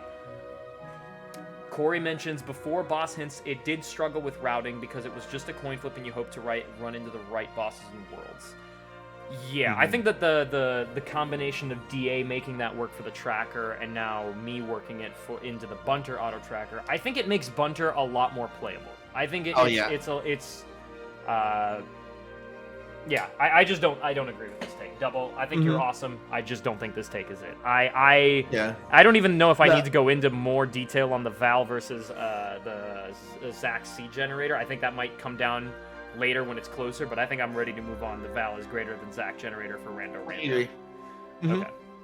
And I think that the distinction that it's exclusively for Rando, I think is very appropriate, because I don't think that otherwise this would be an appropriate take for a tourney like this. I think that would just be mean. But I think it's just like it brings up that there's still a place for Rando, and it's just the current generator doesn't, fully support that. And that's not anyone's fault or anything. It's just I think it's a fact that is decently hot enough.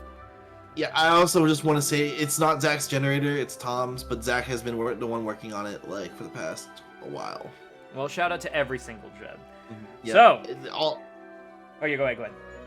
No, I was just gonna say Zach does a wonderful job, and so does all the other devs behind the project. It's really great. Shout out Zach the Robot, by the way. I have a suspicion that there's not a single person who's following me that isn't following Zach, but just in case. All right, chat. This was the hot take that I knew about that I'm gonna have to say some words about, because this one is damn near a personal vendetta against me. Yeah. TOs should not enter their own tourneys. This is submitted by Corey SG9. I'm not go follow Zach, because Zach is the reason that the Rando is significantly better, or one of the reasons that it's significantly better. And seed number 30 is that point hints are the best. Okay, so I'm gonna have both of these takes read before, because I have a lot to say about Corey's take, because otherwise I'm gonna get absolutely flamed in my own chat. All right, organizers should not participate in their own tourneys. Okay, I hate the fact that some of these are on multiple pages, but there's not a ton I can do. Let's move down. Okay. Organizers should not enter their own tourney by Corey SG9. If you have announced a tournament and you enter it, that is no longer your tourney. You are effectively announcing a tournament and asking other people to run it for you whilst you just play in it. Even if you attempt to actively mod every other match, you cannot effectively moderate it. This is usually brushed under the rug because people who host tourneys often don't have the capacity to win them, e.g. Roro or Zed. Wow! I want to be offended, but I love the absolute balls on Corey for making a statement like that. I respect it. Okay. I think Zed might have a different opinion. But if I entered Data's the Meat and won, it would look like I made a tournament to parade my dick around about how good of a player I am whilst I get Chocobo 13 and Kea to do everything. Meanwhile, I get the glory. By the way, you didn't do shit for your own tourney. If you want to go for blood, I'm going to go for blood. Kea ran your tourney for you. Chocobo ran your tourney for you. You were asleep throughout the whole fucking thing. I know it's because you're in British time zones, but I will point out that if you're going to come after me for not being able to win a tourney, you barely did a damn thing for your tourney. And again, not through any fault of your own, because I'm not that mean, and you did organize and plan out the whole thing and wrote in a very effective paste pen. Okay. No, this is all jokes. I'm not actually saying you didn't do anything. You did a very good job organizing that. Meanwhile, I get the glory of hosting a tourney and winning one. Biggest offender, of course, being Wow, this man just wanted to roast everybody in one take. Holy shit. Biggest offender, of course, being Salad and Joat. Whilst providing a prize pool certainly helped, I still don't believe it should be done.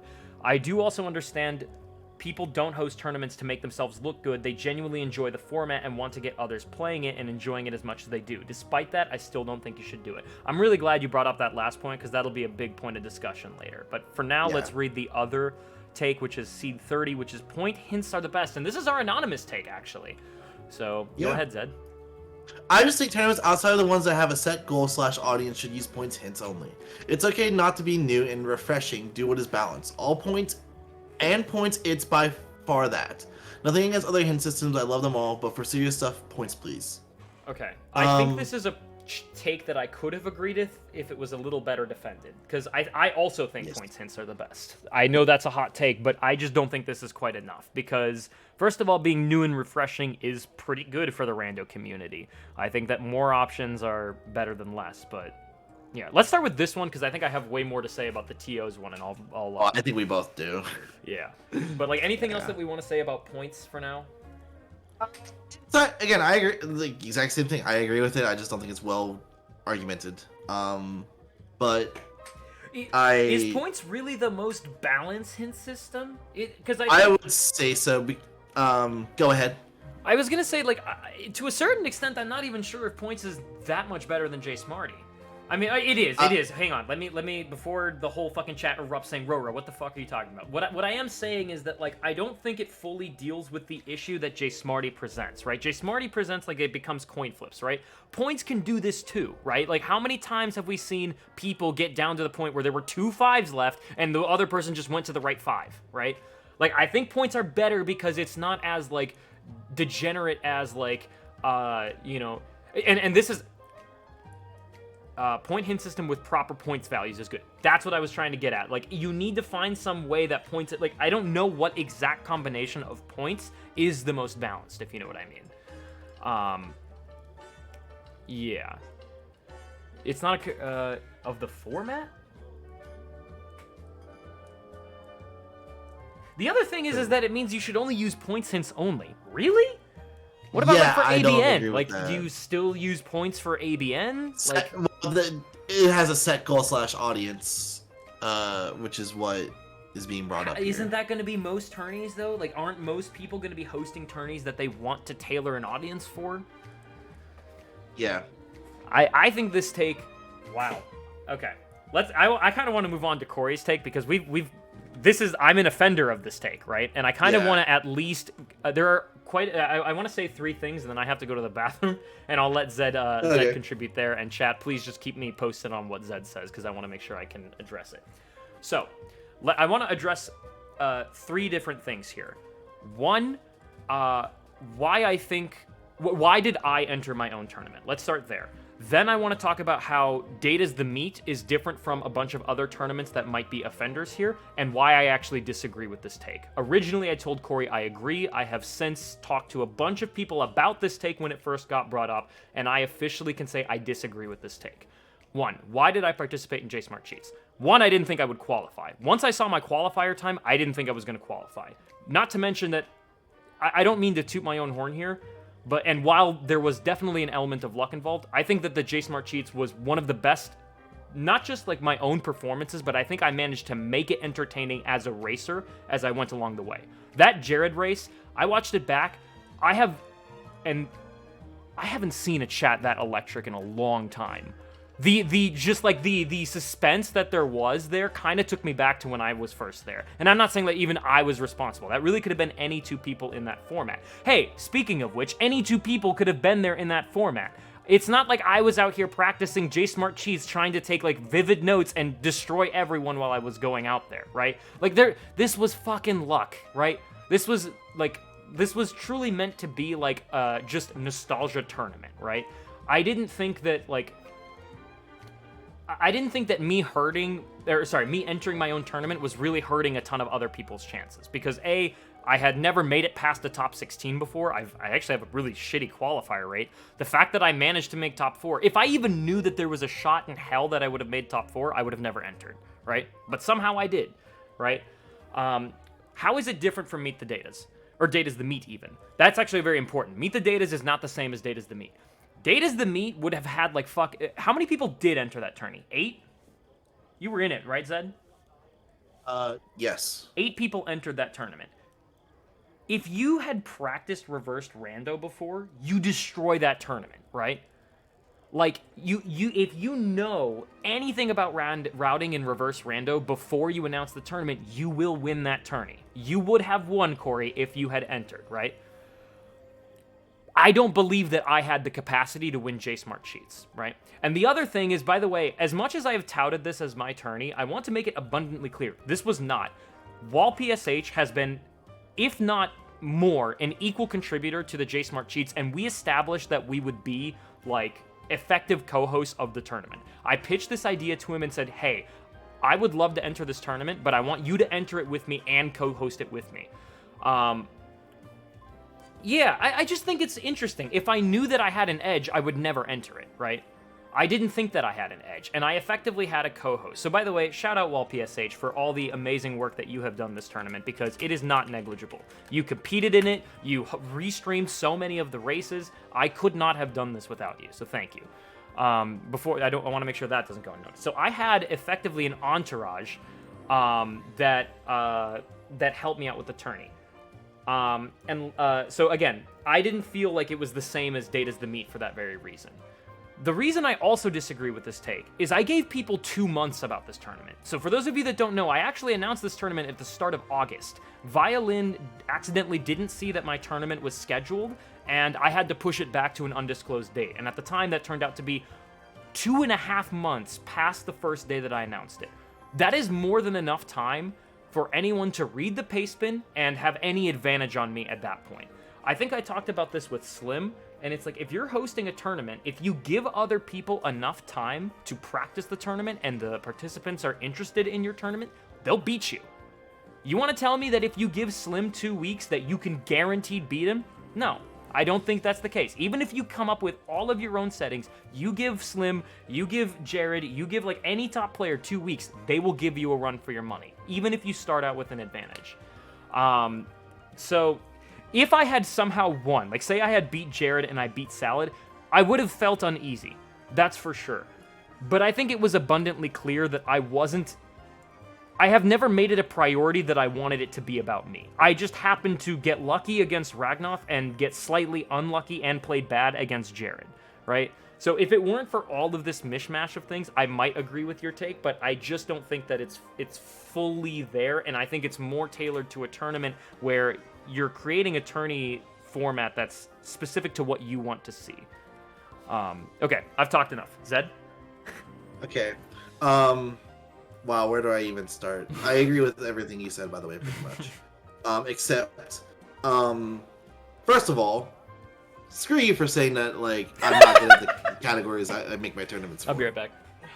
That was uncalled for, okay? Like, yeah, I shouldn't have lost to CJ last season, but whatever. Like, that's not cool, man. Second, I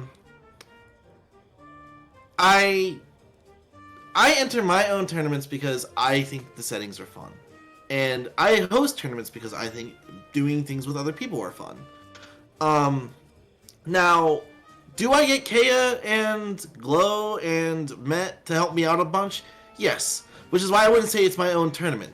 Every tournament should have a team of people behind it. We saw what happened when I hosted a Go Mode tournament all by myself. That shit was a train wreck. And I've never since hosted a tournament all by myself except the community voted said it's a tournament. I think, no, I had already helped me with that. Because I learned from my lesson with the Go Mode tournament that I shouldn't do things by myself. It's, like, it shouldn't, like, be that big of a deal. Like, this shouldn't be a problem. Like, the fact that it's even brought up as a problem, I kind of feel like I'm being targeted, to be honest. And this was a targeted take. Don't get me wrong. I don't know if it was targeted. I just think, well, okay, to a certain extent, I think Corey knew I was going to enter my own tourney because we talked about this on a stream. So when I don't know why he brought you into this. I'll give you that. But like, I was brought into this because he knew at the time of writing this take that I had planned to enter my own tourney. And there's one other thing that I wanted to mention. The reason I was desperate, not just to host this tournament, but to play in it, is because I genuinely don't know the next time that we'll have a JSmartee tournament. Like, I genuinely think that might have been the last one.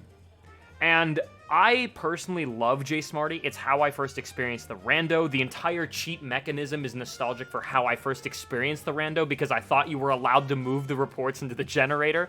Like, that's where that that cheat component came from, actually. Like, no meme thought you were allowed to do that when I first started playing the Rando. I wouldn't have joined it if I didn't think it was going to be the last one. That's another thing. I really wouldn't have, because if I knew another JSmartee tournament was going to be in the future, I would never have done it. That's one other thing. Just going to continue where I left off, though. I also feel like you're undermining, like, mine and the other people's work. Like, I don't try to shove all of the responsibility onto Mett, Kea, and whoever else decides to help me. I'm trying to do as much as I possibly can. And there's an agreement that you guys all like do before the start of the tournament, right? You're not Yes. forcing anyone to help you organize. It's just like, hey, I Yes. want to. You're very transparent that you want to enter your own tournament. yes, and I value these people who help me out so much that might not be interested in playing but are willing to watch, which gives me a chance to have fun too. And I just want to say, like, where am I even going with this? Like, it's again, I feel like it shouldn't even really be an issue. And like in the case of, actually, I don't know if I'm allowed to spoil this. There is someone who is planning a tournament right now that could very well win their own tournament, and I think that person should still enter. It's their settings. It's their tournament. They should be allowed to do whatever they want. And if they have a team of people behind them helping them, then that's fine. Like, Okay, wait, Corey's going back on, or not going back, but clarifying. I 100% agree with that. I'm not saying you're doing 0% of the work once you enter. I simply don't think a TO should enter. Okay, no, that's not going back. That's exactly what. So he's saying that it's not that he's not trying to shade any of the effort that happens once you enter. It just shouldn't be something that's considered from the very start. I don't know, man. I think then we're just kind of all not going to ever play what we want to. So, yeah, and here's the other thing too, right? I want to use this example because it should connect with Corey really well. Think of Smash tournaments, right? Mm-hmm. Think of how many TOs in their local scene enter their own tournaments. Mm-hmm. A lot, especially where I live. Almost all the time, if it's a local tournament or it's something small, TOs will enter because they want to have fun too. Now, taken to the other example of majors, like the Big House 10 that just happened. Mm-hmm. Jungle Guy is not getting to enter the Big House 10 with a tournament that big, and he has so much to manage and so many people to direct. Mm-hmm. So, yeah, I think our community is small enough that, like, me entering 1 hour is fine. Now, Can I quickly interject something here? Yeah, go for it. There's a different... So I am more in the wrong here because 1 hour is an open bracket. You entering does not take a spot away from someone, whereas I took Chico's spot effectively, right? And that's something that was the one thing that I was thinking about when Corey submitted the take. That's the one thing that's been haunting me, right? That if, like, what if it was Chico over me, right? Like that, and keep in mind, I also did a horrible job organizing in the qualifier because we had two people who had errors that I did not catch until after the race, right? That was Machine Gun Geek and Chico. And Chico probably would have qualified over me had I caught the generator error, right? So, to a certain extent, I think that targeting me here makes sense. I just don't think that it's, like, there are nuances to when people should be allowed to enter their tournament, but I think with one thing that you mentioned, and I'll let you finish your point, sorry, but one thing you mentioned is that our community is small. That plays a huge role. Otherwise, we'll never ever play in the modes that we're most excited about, you know? And I think that's a really depressing way to look at things. But yeah, continue with your point, sorry. No, that's exactly what I was getting to. Like, I think our community is small enough that TOs entering their events effectively just shouldn't matter, especially if they have 2 or 3 people helping them out. Now, I just want to comment. I probably am not entering 1 hour season 4 because I played on restreaming the whole thing, and I'm putting in the, like, 190% effort this time around because, like, there's a lot of personal reasons. Like, 1 hour challenge is like my baby. It's what got me into Rando. It's what made me, honestly, some of my best friends. Like, I don't think I would be as close to DA as I am right now if not for 1 hour. And, like, he's like one of my best friends in the community. Aw. What a wholesome note to end on a take that antagonized us both. No, I'm kidding, Corey. That being said, I want to say that I think this take was well argumented. You know, as kind of a, you know, for lack of better words, flagrant as it was, I think that there wasn't a single point that I really disagreed with. There was, like, all of these points, at least at a base level, made sense to me, right? I disagree with it. I think that I still presented my evidence that was a good counter to this, but I think this take, at bare minimum, is better than a points hints are the best, especially when it's very reductive and not enough nuances presented for the points hints. I think. Go ahead. Oh, I was gonna say I was gonna vote for this take to move on. Yeah, I'm gonna vote for this take too. I think that we'll have more to discuss about this take as we go through the rounds, but I also want to make sure that at 8:30 I'm hoping that by 8:30 we're in the semifinals because we do have Salad and Jared still playing in the finals. But yeah, Corey, congratulations. You're moving on to round 2. I do not mean no, and I know it wasn't personal, Corey. If it was personal, I would have fucking left. Like, I knew it wasn't personal. Okay. Holy shit, that took a fucking hour and a half. Goddamn, I might need more drinks after this. All right. So we've got another matchup. MetaGaming makes Rando unfun and never go to BC without a form to level. This is a weird fucking matchup, and I'm here for it. I would never have expected these two takes, but let's do it here. So we've got Gemini Hero, the homie Gemini Hero, submitting never go to BC without a form level. I will lose however many races I have to in order to die on this hill. Oh boy, that's not a good start. You're making a claim about a competitive thing and you're gonna lose races to die on that hill? That's not a great start here. Wasting that forced Heartless encounter at the start of Beast Castle is as bad as wasting the forced Nobody's in... Oh, wow, this is going back to that Gemini needs to go to TT1 take. Scud, come get your mans. Scud, come get your mans. Sorry. Force Nobody's in TT1 by not having final form. The sheer inefficiency of having to push past that fight just to explore Beast Castle early gnaws at my soul. Valor, Wisdom, Limit, even Master with Drive Converter. As long as you can use the forced encounters for something, it's worth it. But until then, I'm sooner chasing a blue one. So this is just so hot that I think it's inaccurate. It's a hot take that I think we went up to the finish line and then zoomed past it. We doubled our speed past the finish line. Like, I think that it is efficient to go to BC with a form to level. If you can go to BC with a form to level, I agree with this take. You'll see me actually using that as and even top level players, if they have a form, they will level it there. It's just like, man, how long did Scud say that you've waited 90 minutes to go into TT1? My guy, what are you doing? There are people who can finish races in that amount of time, and you're waiting for final form, you know? I know I'm roasting you a little here, but like, yeah. I just think that like we're sacrificing efficiency for the checks per minute, you know? Like that's more of my real counter argument to this. That it's like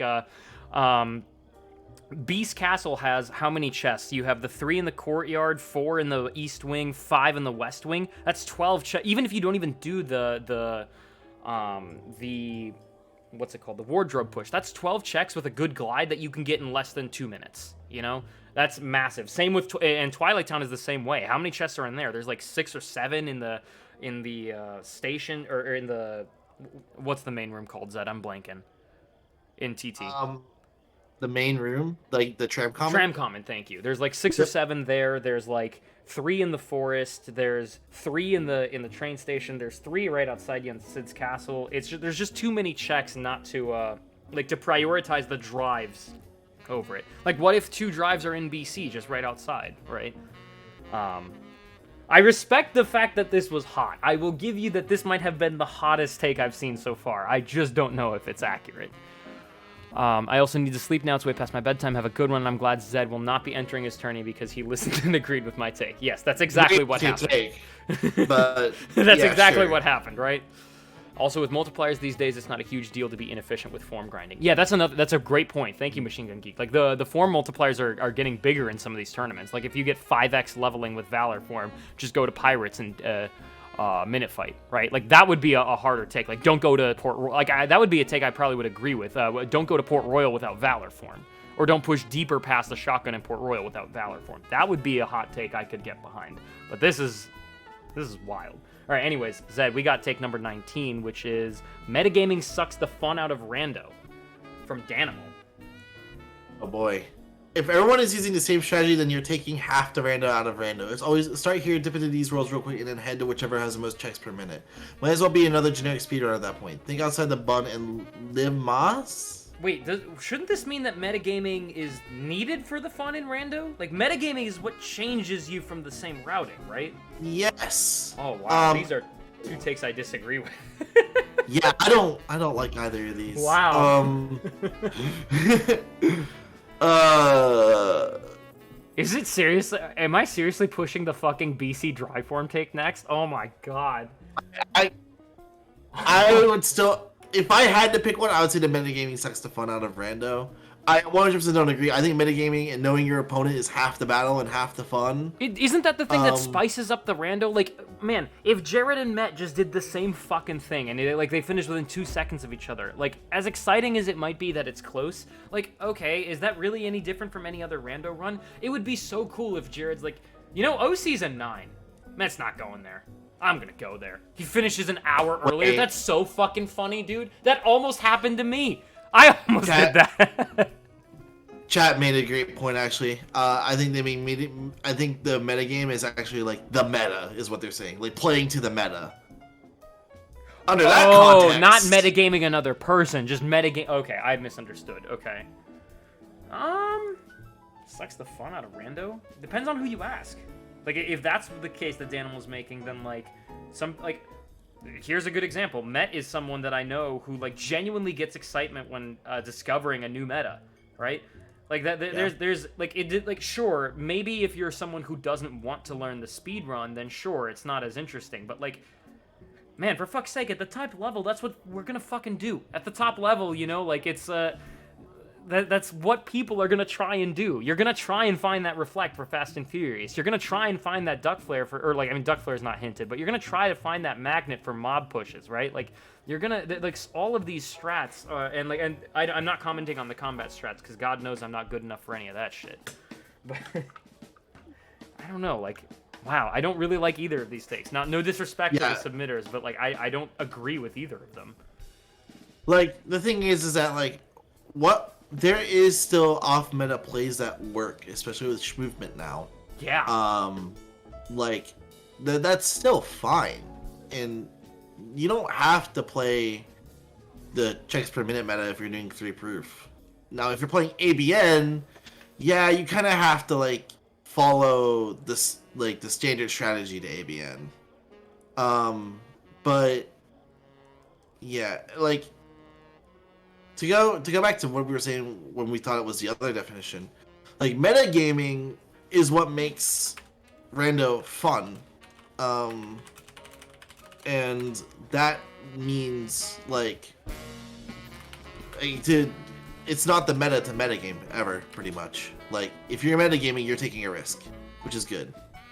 Mett gave a point that makes sense but doesn't really contribute to the take. It's that rando can be fun without metagaming, like commitment issues is really wacky fun, which is true, but the take is that metagaming sucks the fun out of rando. It's not that like the take isn't that metagaming is potentially fun, it's that metagaming is not fun, right?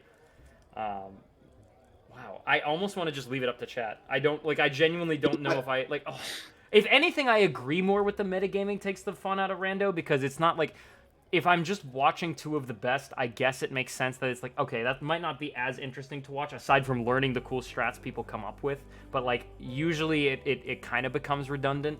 So if I had to pick one, I would go with the metagaming take, but I'm okay with That's what I would do too. Okay, well, I think there was more agreement in chat. Type revolt in all caps if you would rather we submit the never go BC take with that instead of the metagaming. If I get like a majority of revolts, then I'll do the BC take. But I think that the metagaming one is pretty decent. Or sorry, it's not pretty decent. I think it's just less. It's the lesser of. I don't want to say lesser of 2 evils. It's not evil, but the lesser egregious take. There we go. Yeah. Okay, not a single revolt. Not even Gemini who submitted the take. I think Gemini just knows that, like, now we gotta go Beast Castle and Twilight Town. That's no dig at you, Gemini. You've been fantastic this term, and so no revolt. Okay. Gemini, by the way, shout out Gemini, by the way. I talked about Walpy. I did not mention Gemini Hero. Gemini Hero hosted the Jared versus me tourney on a moment's notice, and I watched that back.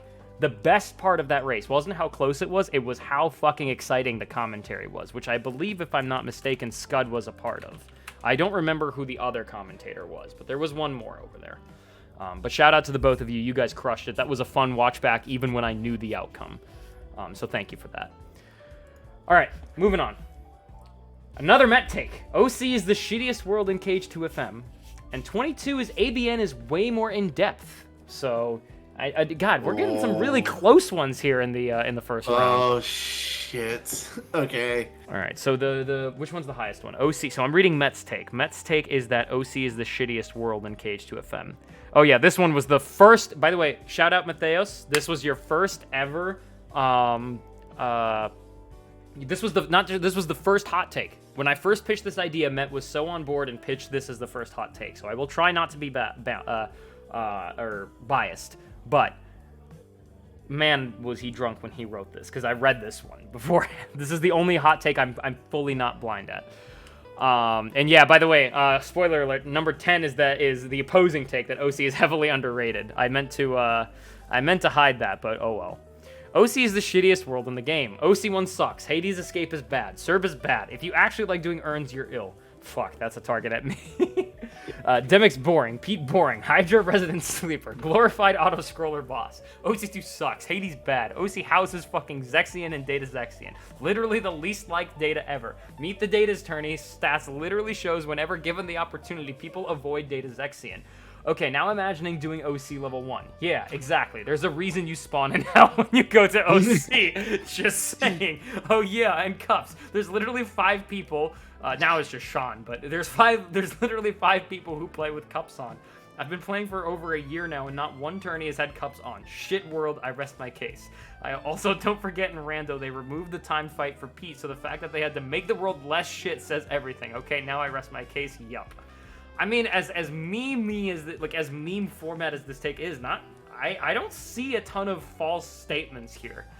Yeah.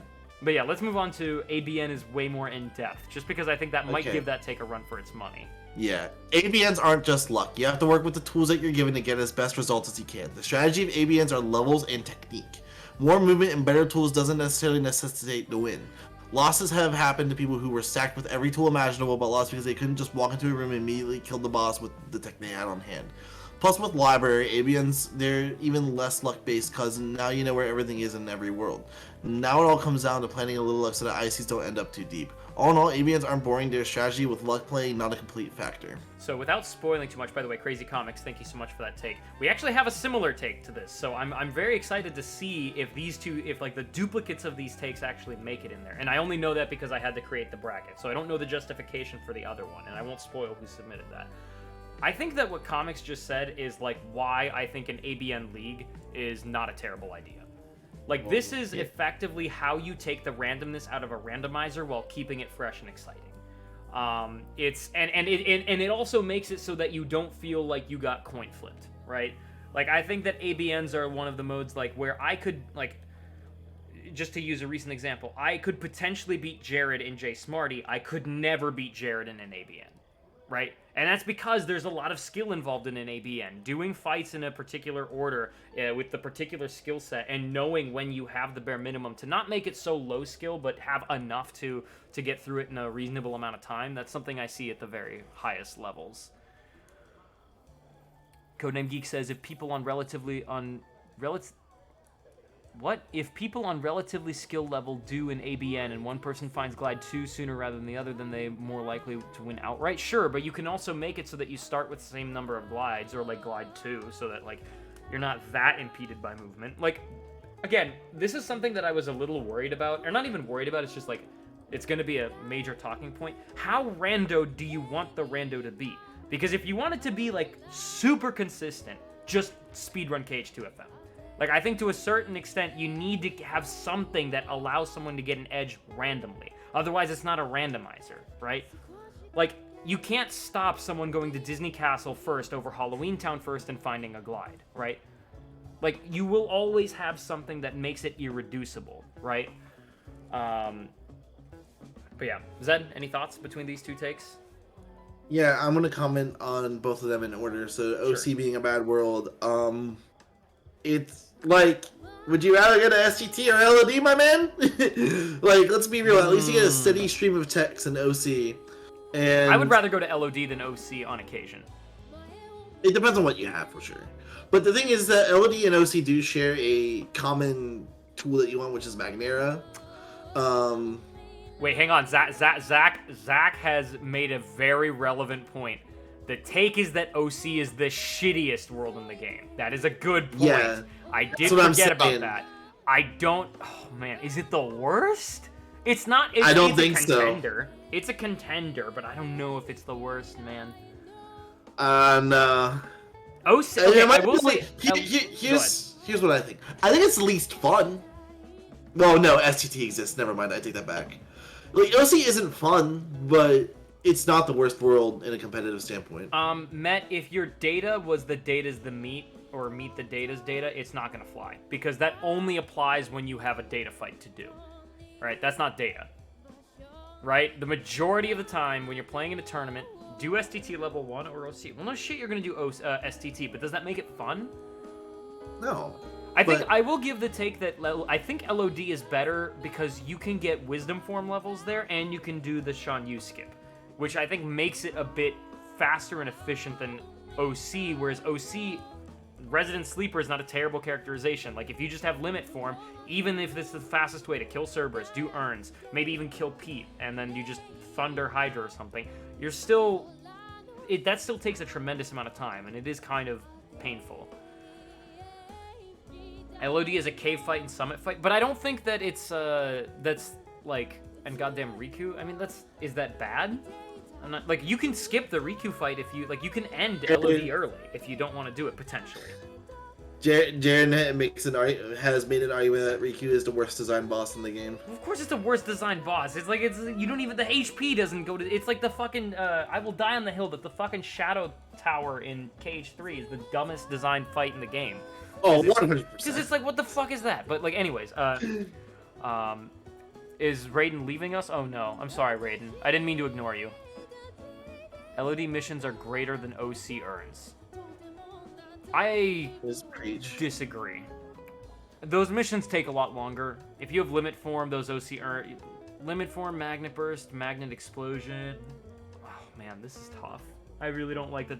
I wish these takes were later on in the tourney, because they're pretty good. Yeah. I'll comment on the ABN one now. Yeah, please do. I have never really been of the opinion that ABN is as skill based as people make it out to be. Because, as chat mentioned, movement at the high level really, really matters. Like, a lot. And really, I also feel like this take isn't that hot anymore. Because I think everyone agrees that if we were to be a competitive Rando league, we would just do ABN the entire time. I agree. I think that ABN at the very least is less random than 3 proof. It's not even a question. Now, saying it's more in depth, that's where I'm going to be nitpicky. Because I would argue that points is pretty in depth. You have to have a lot of knowledge to do points. Ooh. I would say that if you want me to be absolutely real, yes, I'm biased. I'm going to admit it. 1 hour challenge in Bunter is way more deep than ABN because you need to know everything about bosses in order to really do them fast. Like, you need to know a lot. It's like, if we're just talking about the category, I think ABN is honestly not as in-depth as people make it out to be, and it's not as skill-based as people make it out to be. That's my take. Wow. That would have been a hot take that I wanted to hear. I skipped the cut. Oh, man, this is so tough. I like both of these takes. Mett, I think this is just too extreme. I think that you're basing your argument off of things that rarely happen in Rando, the cups I've never seen. Like, yes, OC houses it, but you can take that out the game, you know? Like, you can take a lot of things that make OC... Like, OC is definitely contender for bottom 3. Like, I completely agree with that. But again, well, I think do we really... Like, when you think of OC, do you really think that OC... Do you really associate cups when you think of OC? Is that even in the top 5 things you think of when you think OC? Yes. Really? Okay, for me, it's not. For me, I think Serb, Urns, Pete, Hydra, Zexion. Those are like the... And then Hades, right? Those are 6 things that I can think of before cups that I associate with it. Oh, I immediately think cups even though it's off. Like, that's what I associate OC with personally. Yo, Machine Gun Geek, that's not helping Mett's case, because these hot takes have to be about the rando. These hot takes are supposed to be about the rando, so the fact that it's in vanilla game, that's also worse, right? I mean, Atlantica, right, so, like, I'm saying that, like, the fact, I'm gonna not disqualify Mett in here and consider this as still rando, right? Like, this is, man, this is tough. Yeah, I mean, also, like, Mett's take also does apply to the speedrun. If we're talking about the speedrun, yes, I 100% agree. OC1 sucks, but... Yeah, but that's not the point that I that's wanted not to the go point. for, right? I wanted to talk about the, imagine there And wasn't a setting to turn them off, but we do have one, right? Like, if we do have the setting. That doesn't, it doesn't change, that's not gonna change, right? Unless Zach fucking nukes the generator and we all delete our versions. Cups are gone. They're gone. It sucks in the rando, but when was the last time that you fucking played it? When was the last time that you fucking played Cups? I'm telling you, you don't play Cups. No one associates Cups with OC and Rando. You know it's there. Violins tourney, I lost. Okay, that's its own tournament, right? That one had me do fucking every other world on level 1 JSmartee. So... That tourney was a cataclysm of different settings that were entertaining to watch and, like, absolutely chaotic for the racers. It was... We have it off for a reason because it's shit. I mean, okay, I guess I'm just, like, thinking that I personally compartmentalize Cups as not part of OC. Right? Because you don't... Do you even need to do the Cups in vanilla to progress in the world? No.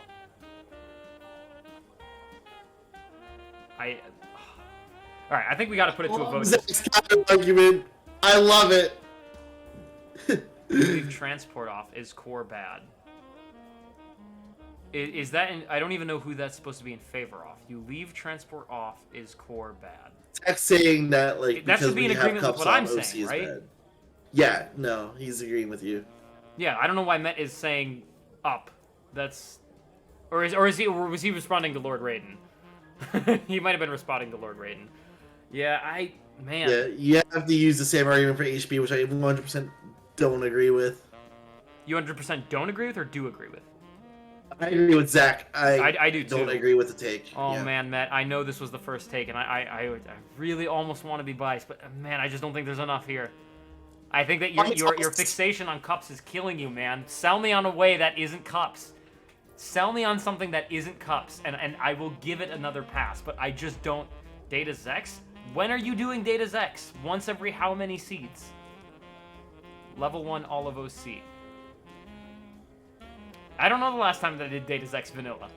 I genuinely don't remember. Like, or vanilla being like in the rando with vanilla boss placement. Level 1 transport sucks too. Oh man, Zach, you are just making it hard to Mett to climb out. Oh man, Mett, this is more so that Zach is just providing so much evidence. Lord Raiden is trying to help. How much worse does it feel to have Data Zex in your seed than any other one? That's true. I would say that other than maybe Vexen, I think Data Zexian is my least favorite. And even then, he might still be my least. Unlikely to have max speed when you do Hades Escape? Man. Alright. This is rough. I think we gotta put it to a vote just cause, well... Yeah. I want to discuss this more, but oh man. Do we want to maybe come back to this? Do we want to, like, because I'm torn, man. I'm torn. Also, Corey messaged me. I just want to make sure that... Oh, okay. Corey gave me permission to leak a DM, by the way. I just want to quickly, while we still collect our thoughts about the other one. A thing I just remembered about me and hosting Data's the Me. Although I didn't do much for moderating races, going into it, I did a ton of work mainly testing reverse rando. Without that, there would have been multiple soft block seeds, such as Data Axel being inaccessible or Pooh Bear's house being inaccessible. I helped identify about 3 major bugs and 4 minor ones that wouldn't have been found if not for me. Something that doesn't need to be done for regular rando because everyone uses it. Feel free to bring it up if you need more content, if you even see this. Also, you and Zed are some of my biggest friends in the rando community. Heart, I give you permission to leak that DM. Aw, what a wholesome note from Corey. I'm glad that I brought that up. Even though I outed Corey in the fucking goddamn bad things happening tournament, he still considers me a friend. Let's go. Okay. Anyways, man, if you have limit data, that's fine. It's just a terribly boring fight. If you say Atlantica, I'm gonna say we don't have time. I'm not saying Atlantica. I'm saying that STT and LOD are contenders for shittier worlds. By the way, Roro, you need to go back to our DMs. Thank you. Yep. How do I do that? I just realized that I I'm- would have leaked that anyway, so I didn't mean to, but... Yeah. Man, this is So, tough. I'm not sold that it's the worst. I believe it's like even bottom 2. We would have been over and done by now. Oh man, So- what a crazy! Wow, this is like deserving of semis for me. Like these 2 takes, I would believe are in semis. yeah.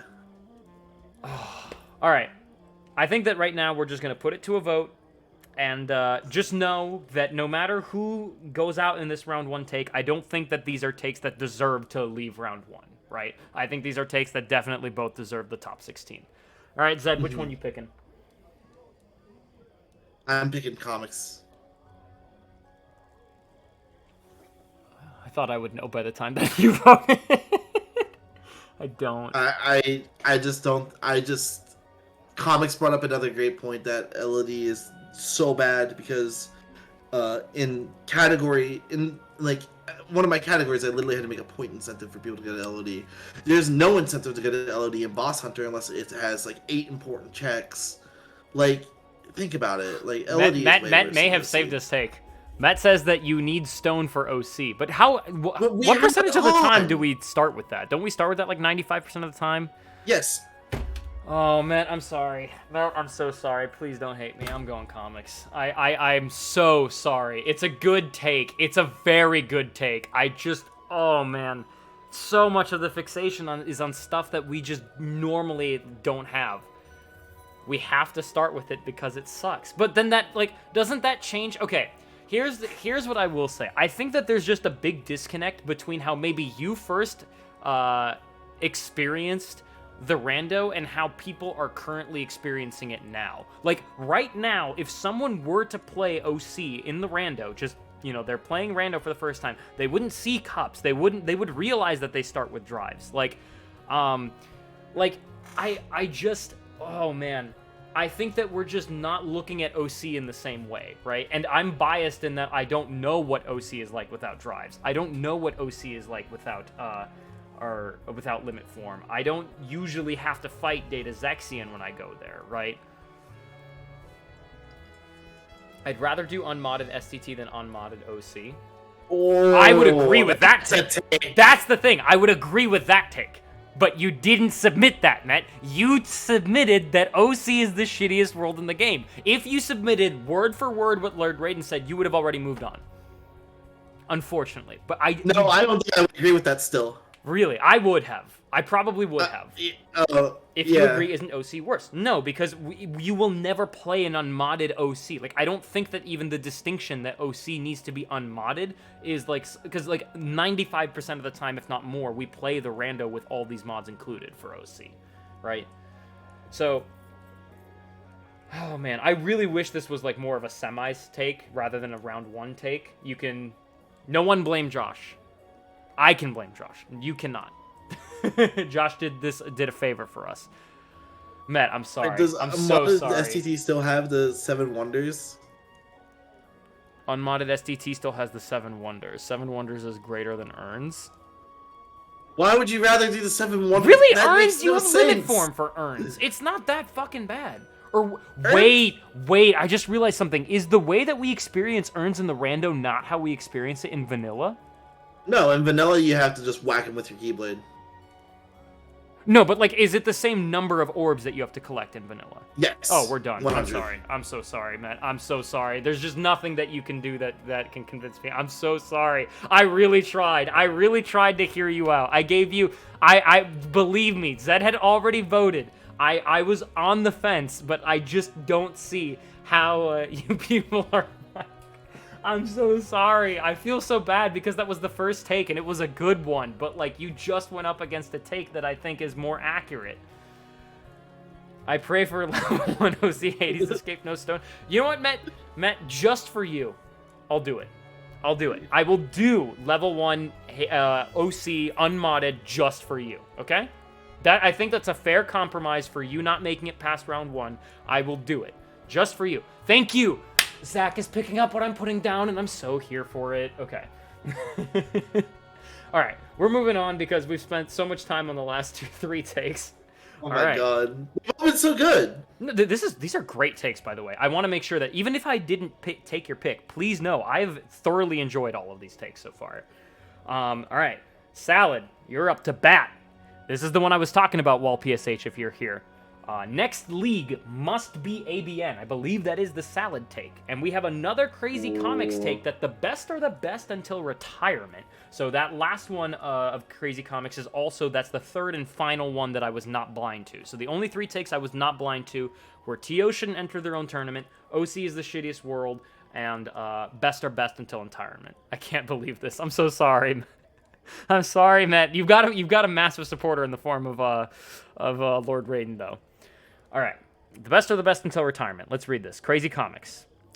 There are quite a few runners in the KH2FM Rando community who at the very mention of their name makes you feel like you've already lost. In my eyes, there are 2 solutions for beating them. Do a long, rocky training montage to get extremely good at the game, which takes a ton of time, or get lucky. In the end, both of these methods don't guarantee a win against them. In fact, the time and effort option actually makes the losses even worse, since you know in your heart of hearts that you tried. How are we to truly dethrone or beat the best? They take themselves out of the game. There are a few great Rando players that have already retired from most tournaments. Bloody Biscuits went out on top and still has the best elo and crit any percent on race time.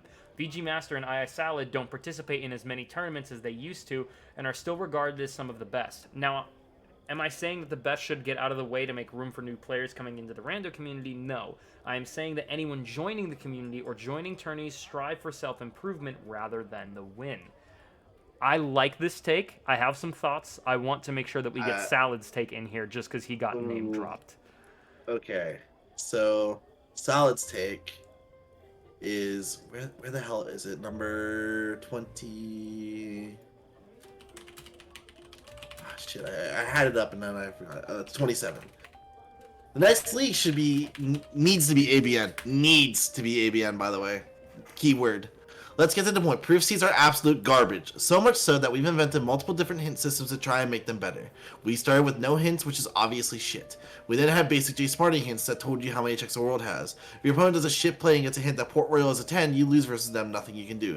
You have 5 worlds that are hinted as having 4 checks, it's lucky dip time. Garbage settings. We then have point hints, but if you get to the end and you're missing 1 proof but there are 3 worlds left with 5 points remaining, it's lucky dip time. Garbage settings, coin flip bad, exclamation mark unlucky. The best systems that we have come up with is path hints. But guess what? Your opponent randomly pushed 3 pages deep in 100 Acre Wood, which is a terrible play, and they got a hint saying that the Pride Lands is on the path to all 3 proofs when it only had a blizzard. Your opponent now knows that all 3 proofs are in Hollow Bastion, and you just lose against them. Isn't that neat? For these reasons, I propose that ABN should be the main hint system used in tournaments, especially the official league tournament. ABN is a much better determiner of skill, especially with level 3 movement start and core off to avoid some levels of bad RNG. Seeds can be anywhere from 1 to 2 hours, are really late for tournament races. But Salad, it's a randomizer, it's meant to be random. Okay, go play Hintless then? No, didn't think so. In ABN, here are elements of random to still keep it exciting, but at the end of the day, both players still must clear the exact same content to finish the seed. Let's turn our tournaments into a showcase of skill rather than a shit fest to see who gets luckiest. Tournaments are inherently competitive, especially the league, which everyone seems to come out of retirement for. So it's a perfect place to use ABN settings. You know I'm right. Can I need, Salad. Before we even say anything, Salad, what was the character limit? So I upped it to 2K for this take. Where would your take ended had I only made it 1200? Like, how many characters is this? Because you started with a beautiful violin concerto. I was agreeing with everything. Okay, go play Hintless then. No, didn't think so. You just shit on the floor. Why? There's so many other ways to experience the rando, dude. Oh my god. I was in love with the take up until here. This is the most beautiful paragraph I've ever read. Let's get, like, this entire paragraph is beautiful. Look at it. Oh my god. Man. Why? But, like, this is, I don't agree with this statement right here. I don't agree with the whole thing, but that's me. Okay, well, we'll get to that in a second. But I want to know how many characters are here. Salad, this was a beautiful take up until the Hintless thing. I think it's still a pretty good like, I honestly still think it's a beautiful take. I just think that the Hintless thing is really, like, a big oof when it comes to, I just want to quickly see how many It would have been 1700 1700. characters if I could. So this was 500 characters. Like that, the part that I disagree with was 500 characters. So you would have been able to fit the good, or what I thought was the most beautiful take in 1500 characters. Okay, so the extra increase from 15. By the way, it was at 1500 at one point. I upped it to 1500. You got there, and then you added that other paragraph. I should have kept it to 1500 for you. Okay, Machine Gun Geek says, I don't like ABN, but that take is well written enough, it should move on. Is 9th grade reading level good? You know what? Let's not roast the writing, because that's not what we're judging here. So, all right, Zed, you go ahead. I'm gonna come straight out with my thoughts, and I'm gonna explain them. The next league tournament needs to be ABN, should move on, but I hate both of these takes. Wow, okay. I'm in the opposite boat. Yes. I like both of these takes. I hate them. So I don't like Comics' take because he's just inherently wrong. I'm sorry, Salad, but you're not nearly as good as you used to be. And you might be in the grand finals of a tournament right now, but let's just remember that it's from an old hint system. You're still my bud, but you... Corey, is that you? Yeah, and Jesus. Mett is the perfect example. Mett is the perfect example of someone who put in the work and got good. Mett was a total newbie in the season 2 of the league, and then he climbed his way up and became one of the best random runners ever. That's why I hate that take more than the next league tournament needs to be ABN. So I was actually going to use the exact same point. Like, literally, that was the only rebuttal I had against Comics' take. That, like, if you want to find underdogs, you will find them, and they will become the top dogs. Like, they will. Like, what is this? The Shade Tournament? Like, honestly, though. Like, I don't know, like, it's... Also, by the way, Mett is not the only one on that list, right? Take a look at fucking Jalon. Jalon will give all of these people a run for their money. Ragna is another great example, even though I don't think Ragna is entering tournaments that much anymore. Ragna worked hard and got good. Ragna is the best boss hunter player in the game right now. I'm not even fucking kidding. Ragna is, like, pound for pound, the best boss hunter player. Maybe Jalon will give... actually, no. Not maybe Jalon. Jalon and Ragna, I think, are, like, would be pound for pound the most exciting boss hunter matchup I can think of. You've got... and keep in mind that with all of these various game modes, it's way more difficult to be the best at just one, right? When we talked about Bloody Biscuit, one thing that Zach also mentioned about the ELO that I was going to say, but fucking Zach always fucking... I mean, I love that Zach is supporting my opinions here, but goddamn is he stealing my thunder. How many races did BB actually do? Has he had to actually endure the evolution of the Rando and all of the people that, like, have been good all throughout this time? How many races has he actually done to maintain that ELO, right? There's a reason that a lot of the best players don't give a rat's ass about the ELO system, and the ones that do don't do nearly as well as they should. Because, like, once you're at the top level, you stand to lose more than you gain for every additional race that you do. Right? Because you take a higher penalty to losing to a lower rated player, even if you get unlucky, than you do stand to gain ELO from someone who might even be equal to you, right? That was just pretty my point. I totally forgot about Zach. Yeah, Zach is someone who wins tournaments now, when Zach was, like, you know, just a Joe Schmo at the beginning of the Rando, just like a ton of us, to be honest. Like, just because I'm not a top 5 player, even though I've been around for a year and a half, doesn't mean that Zach, or who I think has been around just as long as I have, if not longer. Yeah, it's just... Ragna has been playing for less than me and is way better than me now. Like, it just goes to show, like, the best of the best will not always stay at the top. I will say that once you get to the top, it's very hard to get dethroned, but, like, I think that's not even necessarily just, like... You want me to be real with you, Chief? What? I think VG Master is the only player that ever applies to. I think if anyone else took a break from Rando and tried coming back, they would not be as good as they were. No, I think Salad's proof of that. No, but, like, here's the thing. The Rando... Okay, this is getting a little... Some of these takes, man, they're so good. Yeah. I know. This is getting to the point where we're talking about, like, a pretty, you know, gloomy topic, but it's like the lifespan of a Rando player, right? Because there are people who were, like, super active in the Rando, like, when I started, that I now no longer hear from. Like, I know Brian is around, but that was a name that was, like, a lot more ubiquitous when I first started. He modded all of my Joat qualifiers and whatnot, but now I don't remember the last time that Brian played a Rando seed. VG also, I don't remember when the last time VG played a rando scene. Obviously, you know, the Bloody Biscuit example. Like, eventually, the rando's appealing because you get to experience this game in, like, an entirely new light. You, like, the fact that a fucking reflect can be in a chest that you pick up and it changes how you've done every fight imaginable is so entertaining, right? But, like, eventually you will have done everything that you wanted to do with the rando. You will have learned all the strats you wanted to. You're clearly established that even if you take a break, you are, like, if you don't take breaks, you consistently win matches against almost everyone around you. That's just the natural evolution of a rando player, right? The self-improvement is how you get to be the best, right? Self-improvement is, like, the first step to actually getting to that top logic. Or not, I read the fucking chat that you wrote, and I meant to the top of the rankings, right? The issue with this take that I personally have here is that there's a little bit of a time inequality with what it takes to be the best, right? Certain people can spend time learning the strats, whereas other people, they either can't afford to spend the amount of time that it takes to fully, you know, master the strats, or played the rando because it was fun and don't want to sacrifice the, you know, learning the strats can be a job at the sacrifice of the rando being fun, right? And I think that's where I kind of agree with comics in the sense that, like, I get that this take is stemming from a place where, like, we play, like, almost everyone plays the rando for fun, but where that fun stems from is different depending on whether you came from a speedrunning background or not. And even if you didn't come from a speedrunning background, it's about, like, your desire to learn a fight until it's optimized, even with the randomized stuff, right? Man, some of these round one, man, Josh, you made my job difficult. Some of these did not deserve to leave round one. The mid-class random players are stuck for. I don't hard agree disagree, with that. my dude. I I don't disagree. agree with you at all. I disagree, comics. I think that if you put in the work, you can. I really think you can. I might be a little full of myself here, and it might just be because that I got lucky against Jared, but I think that if I clean up my tower fights, if I finally sit down and learn the datas, if I, like, because my routing, I believe right now, pound for pound, my routing is not any worse than anyone else's right now in the game.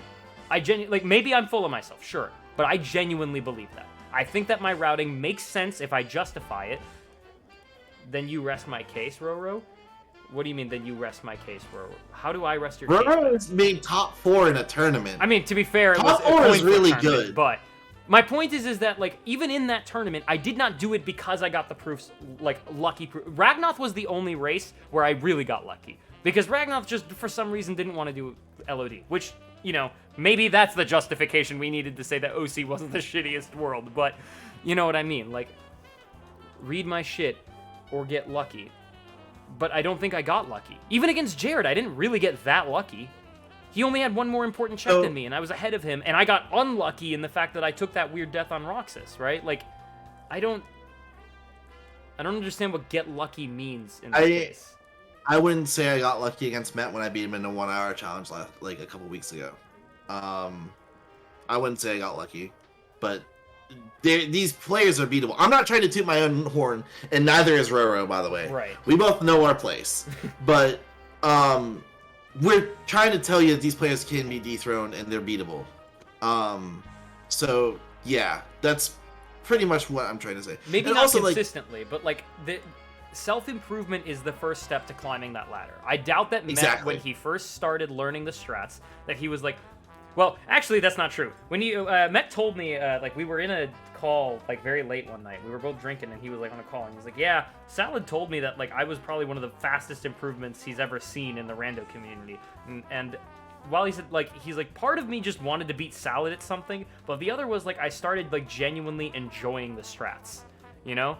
Like, man, it depends on how you view the rando as a whole, right? If you only play the rando because you find the rando fun, and you never actually sit down with a practice Lua or consistently do practice seeds and learn the fights over and over and over again, then yeah, you will be stuck in mid-tier hell. And maybe that's fine. Like, I'm okay with being that guy. I'm not the person who fully enjoys always learning the most optimized strats. But, like, I think that it's a take that I think I originally agreed with, but I think when you dig a little deeper, it just comes to how different people experience the rando. And I think that the best will be the best until retirement. The retirement part is true because I think that I mean, once you're VG and you're just like the competition isn't there yet against you, what is there left for you to do, right? But it takes time to get up there, right? I'm not saying that like no one can beat VG. What I'm saying is at the point when VG was like the best rando player, was there really anybody who would give VG a consistent run for his money? Other than maybe Ninten. Nintendo was another player, by the way, I completely forgot, that could leave the game for 6 months, come back, and still beat everybody. And keep in mind, that's because Ninten, and I'm not even saying that he's privileged, but he is somebody who can live off of doing KH content for a living, right? Exactly. So, like, and that's not to say that's, like, unfair or that, like, that shouldn't, like, I'm just saying that keep that in mind, that not everybody can do that, right? Also, this predates Rando by a lot, but I still want to say that Ninten, when he first started out, he was just a kid, and I think he was Jared's age, and was just a complete... He was bad at the speedrun, and then look at where hard work got Ninten. Ninten held world records for a while. Ninten is one of the best KH players to ever exist. The issue with Rando is that there's two issues here with Rando that I think that this take manages to really bring up at a cosmic level. One, it's that people experience the Rando for wildly different reasons. Some are for the strats, some are for the fun, some are for, you know, a mixture between the two, right? I think that I would find myself in that third category, and I have to imagine that, like, Comics is probably in that same boat. What makes you consistently win and when I say consistently, I need to clarify what I mean, right? Because you can't consistently win a rando tournament. That concept doesn't exist, right? The skill gap that you have is in the margins. A consistent rando player will win 2 or 3 out of every 10 tournaments. Well, that might be a little bit large, but you get what I'm saying. That like the skill gap is in the margins, right? Like you can't guarantee that you will ever win a rando race. You just can't, because there's too much randomness going on, and you can try to whittle it down to like as much skill as possible, but rando be rando. To a certain extent, at like ceteris paribus, all else the same, you could lose to just random nonsense, right? I don't think that the best will be the best until retirement. I think we've seen enough counterexamples. Is it very difficult to be a counterexample? Yeah, but you know, Mett, Jalon, Ragna, Dragon, they are examples of those rarities that I think will give some of the people that, you know, may have been popularized as the greats. Sorry, I've been ranting for too long. We have no shortage of talented rando players, I promise you. So, ready to put this to a vote then? Yes, please do, because we only have an hour to get through the rest of this. Yeah, that's what I was thinking too. I think the best way to be the best until retirement is the one that will not move on. I think the ABN should be the league should move on. Salad, you're gonna have to sell me on the hintless shit, because does the next tourney need to be ABN? I think the case that was made for it. I think the case was made where it's less RNG based than proofs. I don't agree with this hintless take. Like, what happens if I just remove? Okay, go play hintless then. No, didn't think so. Let's just remove that sentence. In ABN, here are elements of randomness still to keep it exciting, but at the end of the day, both players still must clear the exact content to finish the exact same content to finish the seed. Let's turn our tournaments into a showcase of skill rather than a shitfest to see who gets luckiest. This is the take. And I don't mean any disrespect, because I realize that's your take as well. This is the take that I think ABN is way more in-depth should have been. Which I'm realizing now I'm spoiling where my biases might lie in the next round. But, like, this is, I think, a better justification of what ABN should be. Right? Or, like, why ABN is a very good league. Must be, I don't know. That might, maybe the extremity might help you win out their comics, but I think that aside from the hintless take, or the hintless statement, this is a good take. Go ahead, Zed.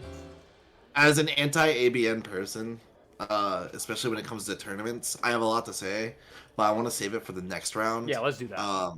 So let's just do that. We got some takes to move on to. I'm so sorry, comics. You did. By the way, this is also a take that I think did not deserve to get into the bottom. Even if I don't fully agree with it, I think this was a take that was maybe one of the best articulated takes we've read. This is not deserving of a round 1 elimination. I just want that to be abundantly clear. Ooh, Zach actually gave some good counter reasoning. If the purpose of League was only to be... Oh, fuck, I did forget about that. I forgot to comment on that, because that was actually something against Salad. Damn it. Can I undo it? We'll come back to it. Wait, you want to leave the vote up the chat? I do. I forgot. Zach mentioned something that I completely forgot about that I had prepped for a take like this. Damn it. We'll come back to it, comics. I will undo my solidification. Sorry, Salad. There was one important thing. We're gonna have to have chat vote on it then. Okay. We'll have chat vote on it at the end. Yeah, we'll do it. Can I undo it at least? Yeah, you can. There we go. Okay, we'll move on and then we'll come back to it. Okay. I'm not submitting one or the other yet. Okay, you hate 3-proof and hashtag not. These are both Corey's takes. Do we have a fucking Corey versus Corey? Yes, we have a Corey versus Corey in round 1. Okay. You hate 3-proofs. You don't hate JSmartee hints. You hate 3-proof format. No, I don't. What the fuck? Wait, what? What about, like, path hints? Like, I'm not even a big fan of path hints, but, like, that's also 3-proof, and there's at least some level of, like, less random. What? Corey, come on. Let's hope not looking to race is better. I'm sorry, Corey, but you need more than that, Chief. It's really not. I hope this other one is I kind of like this one. I think I heard this one on Corey's stream also. Oh, wait, no, I 100% agree with this one, actually. Wait, now I'm reading. Okay. Go for it. Just why? If you can't race, just go on with your day. Why do you feel the need to tell everyone about how you can't race? You waste good space into looking to race channel, and if multiple people do it, you end up hiding the original message on small screens such as mobile. If you do this, you are a fucking idiot. Imagine if you walked into a store or a car dealership and individually pointed out each item you do not want. Simply awful and terrible. Why is this the 7th seed? This Josh seeded this, but again, I remind you, no fucking hate to Josh, okay? No hate to Josh. Josh read through these takes, you know? And did you a favor to let us react to these as blindly as possible. So I don't want to hear any Josh slander here, okay? If you're gonna slander anyone, slander me.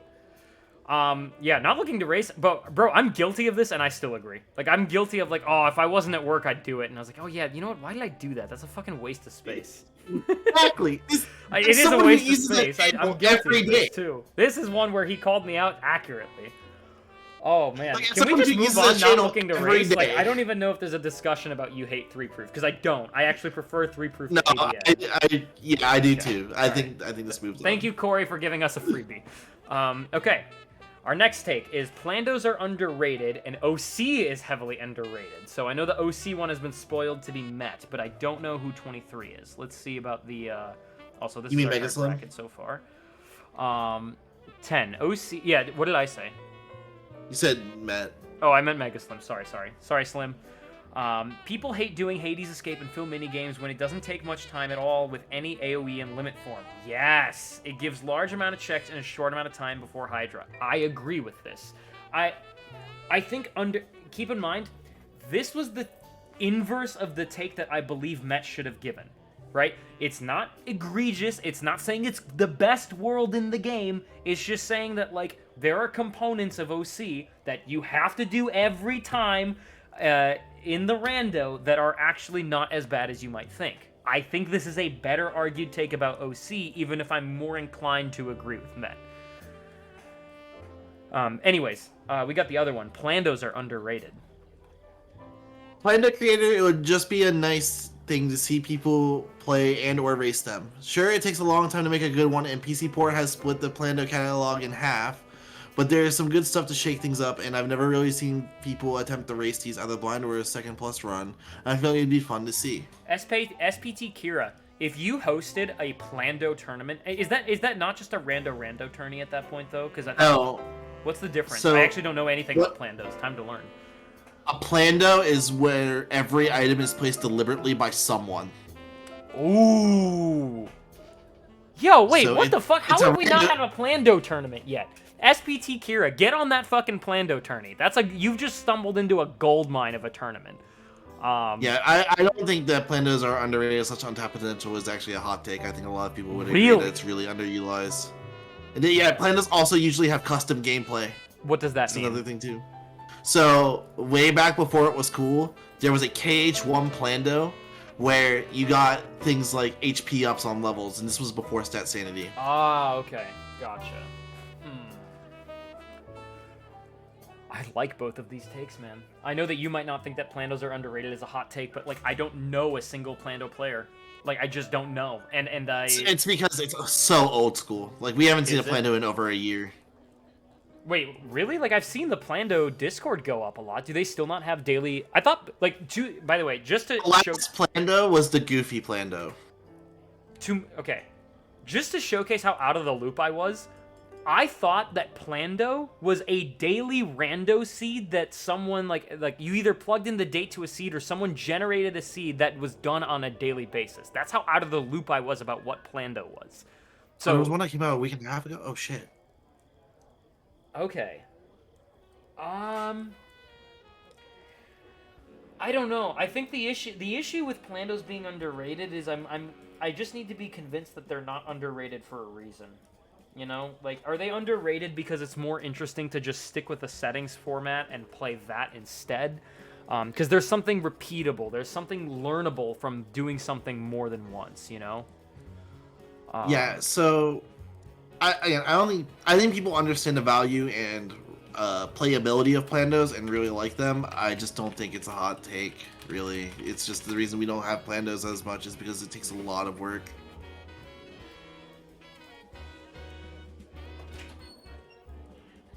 Whatever, leave me. Rip. Yeah, just to talk about the OC is heavily underrated thing a lot more. It's, I don't agree, but that's because I think OC is really mid. Put it that way. I think it's a fine world. I don't think it's great. I don't think it's bad either. Because I feel like Plandos aren't as random, if you get what I mean. Sure, you can. Yeah, but the Plandos aren't meant to be random. Like, that's the cool thing about Plandos, is that, like, you're playing someone basically made a KH2 ROM hack for you to play. If you're thinking, like, in terms of, like, other things. Yeah, Plandos scratch a different itch. That's exactly what I mean. Simply a part of the Discord, but is there a better repository for all the classes of Plando, etc.? Yeah, it doesn't scratch the advantage for me. Did I miss any massive... No, I just gave my TLDR on the OC is heavily underrated take and why I don't like it. Okay. But I think here's the issue. I don't know enough about the Plandos to fully and accurately assess the SPT Kira take. I like both of these takes, man. I hate that every single matchup there hasn't been like a take that has been a blowout except for Corey sabotaging himself. You know? Raiden, they haven't been tormented like us. They don't understand our pain. I really don't. That's the thing. Like, I will give it to you that I don't understand the pain. Okay, Zed, which one are you voting for? C is heavily underrated. Which one is... OC is heavily underrated? I'm leaning towards that one too. The reason is it's not... and I think that Plandos are underrated is a good take. And SPT Kira, if you're still somehow in here... I would recommend that you host a Plando tournament because I think that would be a great solution to make them less underrated. How do you do that though? Would they race the same Plando over and over again? Can you make multiple Plando seeds or is it very hard to do? It's very hard to do. Ah, fuck. Plando tournament doesn't work? Okay. Yeah. I mean, then that kind of explains why Plandos are underrated, right? Like, they're well, not even underrated. Are they, like, I think that's why they might be appropriately rated. Like, people want to be able to play Rando at a moment's notice and not have anyone mess with their seed, right? Yeah. It would be similar to an any percent tourney? Okay. Then I don't think they're as underrated anymore. To be fair, I'm not the best assessor of this, so SPT Kira, please do not take it personally. Okay. We're getting to our final three. I want to revisit this comics versus salad one because I realized Zach actually gave me something I forgot to mention that I think may sway things in comics' favor. Promise Charm is a valid win condition, and JSmartee is just content hints now. I believe this is a Nerdy versus Kea take, so this has been a JSmartee commentator versus commentator battle here, right here. So the number 15 take. Promise Charm is a valid win condition from Nerdy. The design of Promise Charm allows access to a place to level that EXP boost isn't valid, to be fair, and also directly allows to access final fights with all three proofs. No one ever uses this win condition, but no one ever turns off the world that never was to make it viable. What? I don't understand the last sentence. What Nerdy is trying to say is that with the world that never was on, if you push the world that never was anyways, there's no point in having the Promise Charm. But if you take the world that never was off, then you pretty much only have a reason to find and use the Promise Charm. Wait, so he's saying that it's valid to just replace having the world that never was on with the Promise Charm. Yeah, well, War that Never Was off with the Promise Charm. I have not tried that. That could be cool. You guys got an ad. Why? Basically, I turned ads off. God damn it. Okay. yeah, basically, it's.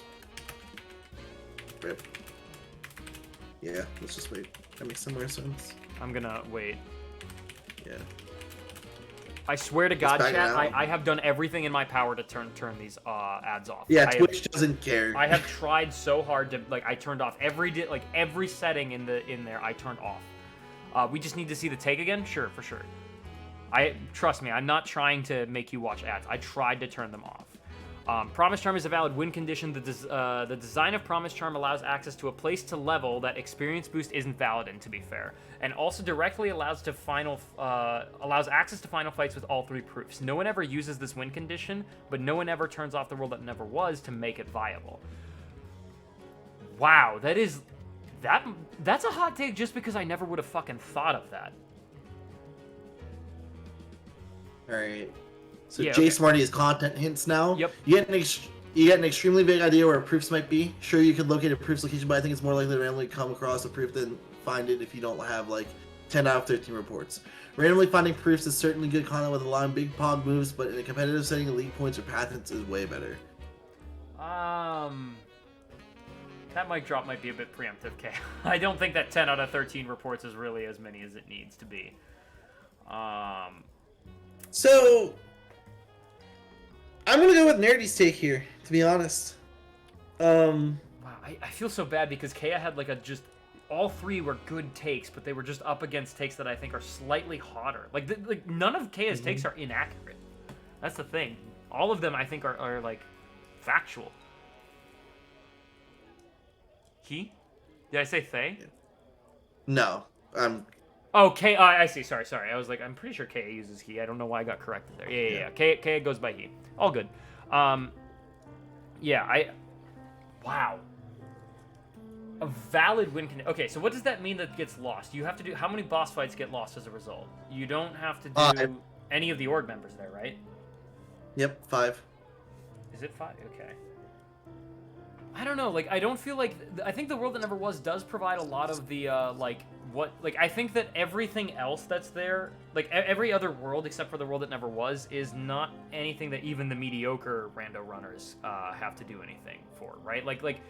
I don't know what, Marley maybe, Larxene maybe, MCP on a really bad day with no scant. There's very few fights that I can even think of that would even remotely trip up someone who's played the rando more than 5 times, if not for the world that never was, you know? I think that the world that never was, and I am personally someone who experienced this yesterday, the inexperience will probably manifest itself mostly in that world. So I think without it, we're losing an element of skill, which I know is something that people really want. So that's not to detract from Nerdy's take, but yeah, go ahead. So here's my problem with K's take. Is JSmartee being content hints really that hot of a take, not with the other hint systems? No. That's the other thing. I just don't think these takes are hot enough. They're very accurate. I'm willing to go with Promise Charm. I have easily agreed with every take Kea has had. Yeah. And I think that's because they're not hot. Oh, Salad is given some food for thought. I think it's a valid WinCon, but not a good one. That was not Nerdy's take. Nerdy's take was that it was valid. I am reading it as literally as possible. So yeah, I think Nerdy moves on here. I want to develop the reverse JSmartee hint system so bad, where you start with knowing how many important checks are in each world that each report tells you where a proof isn't. So that way you can be the judge of what content is worth doing. That would be a content hint system. Though I'm pretty sure that's going to get as roasted as JSmartee is. But yeah, I'm fine with Nerdy's take, just because I think it's so out there and not that inaccurate. I don't think that Kea's accuracy is that much bigger than, or that much greater than Nerdy's take. All right, it is a crime. Sorry? That these two are pitted up against each other. I think this is also a Mett take. JSmartee is less than Hintless. That got take number 2.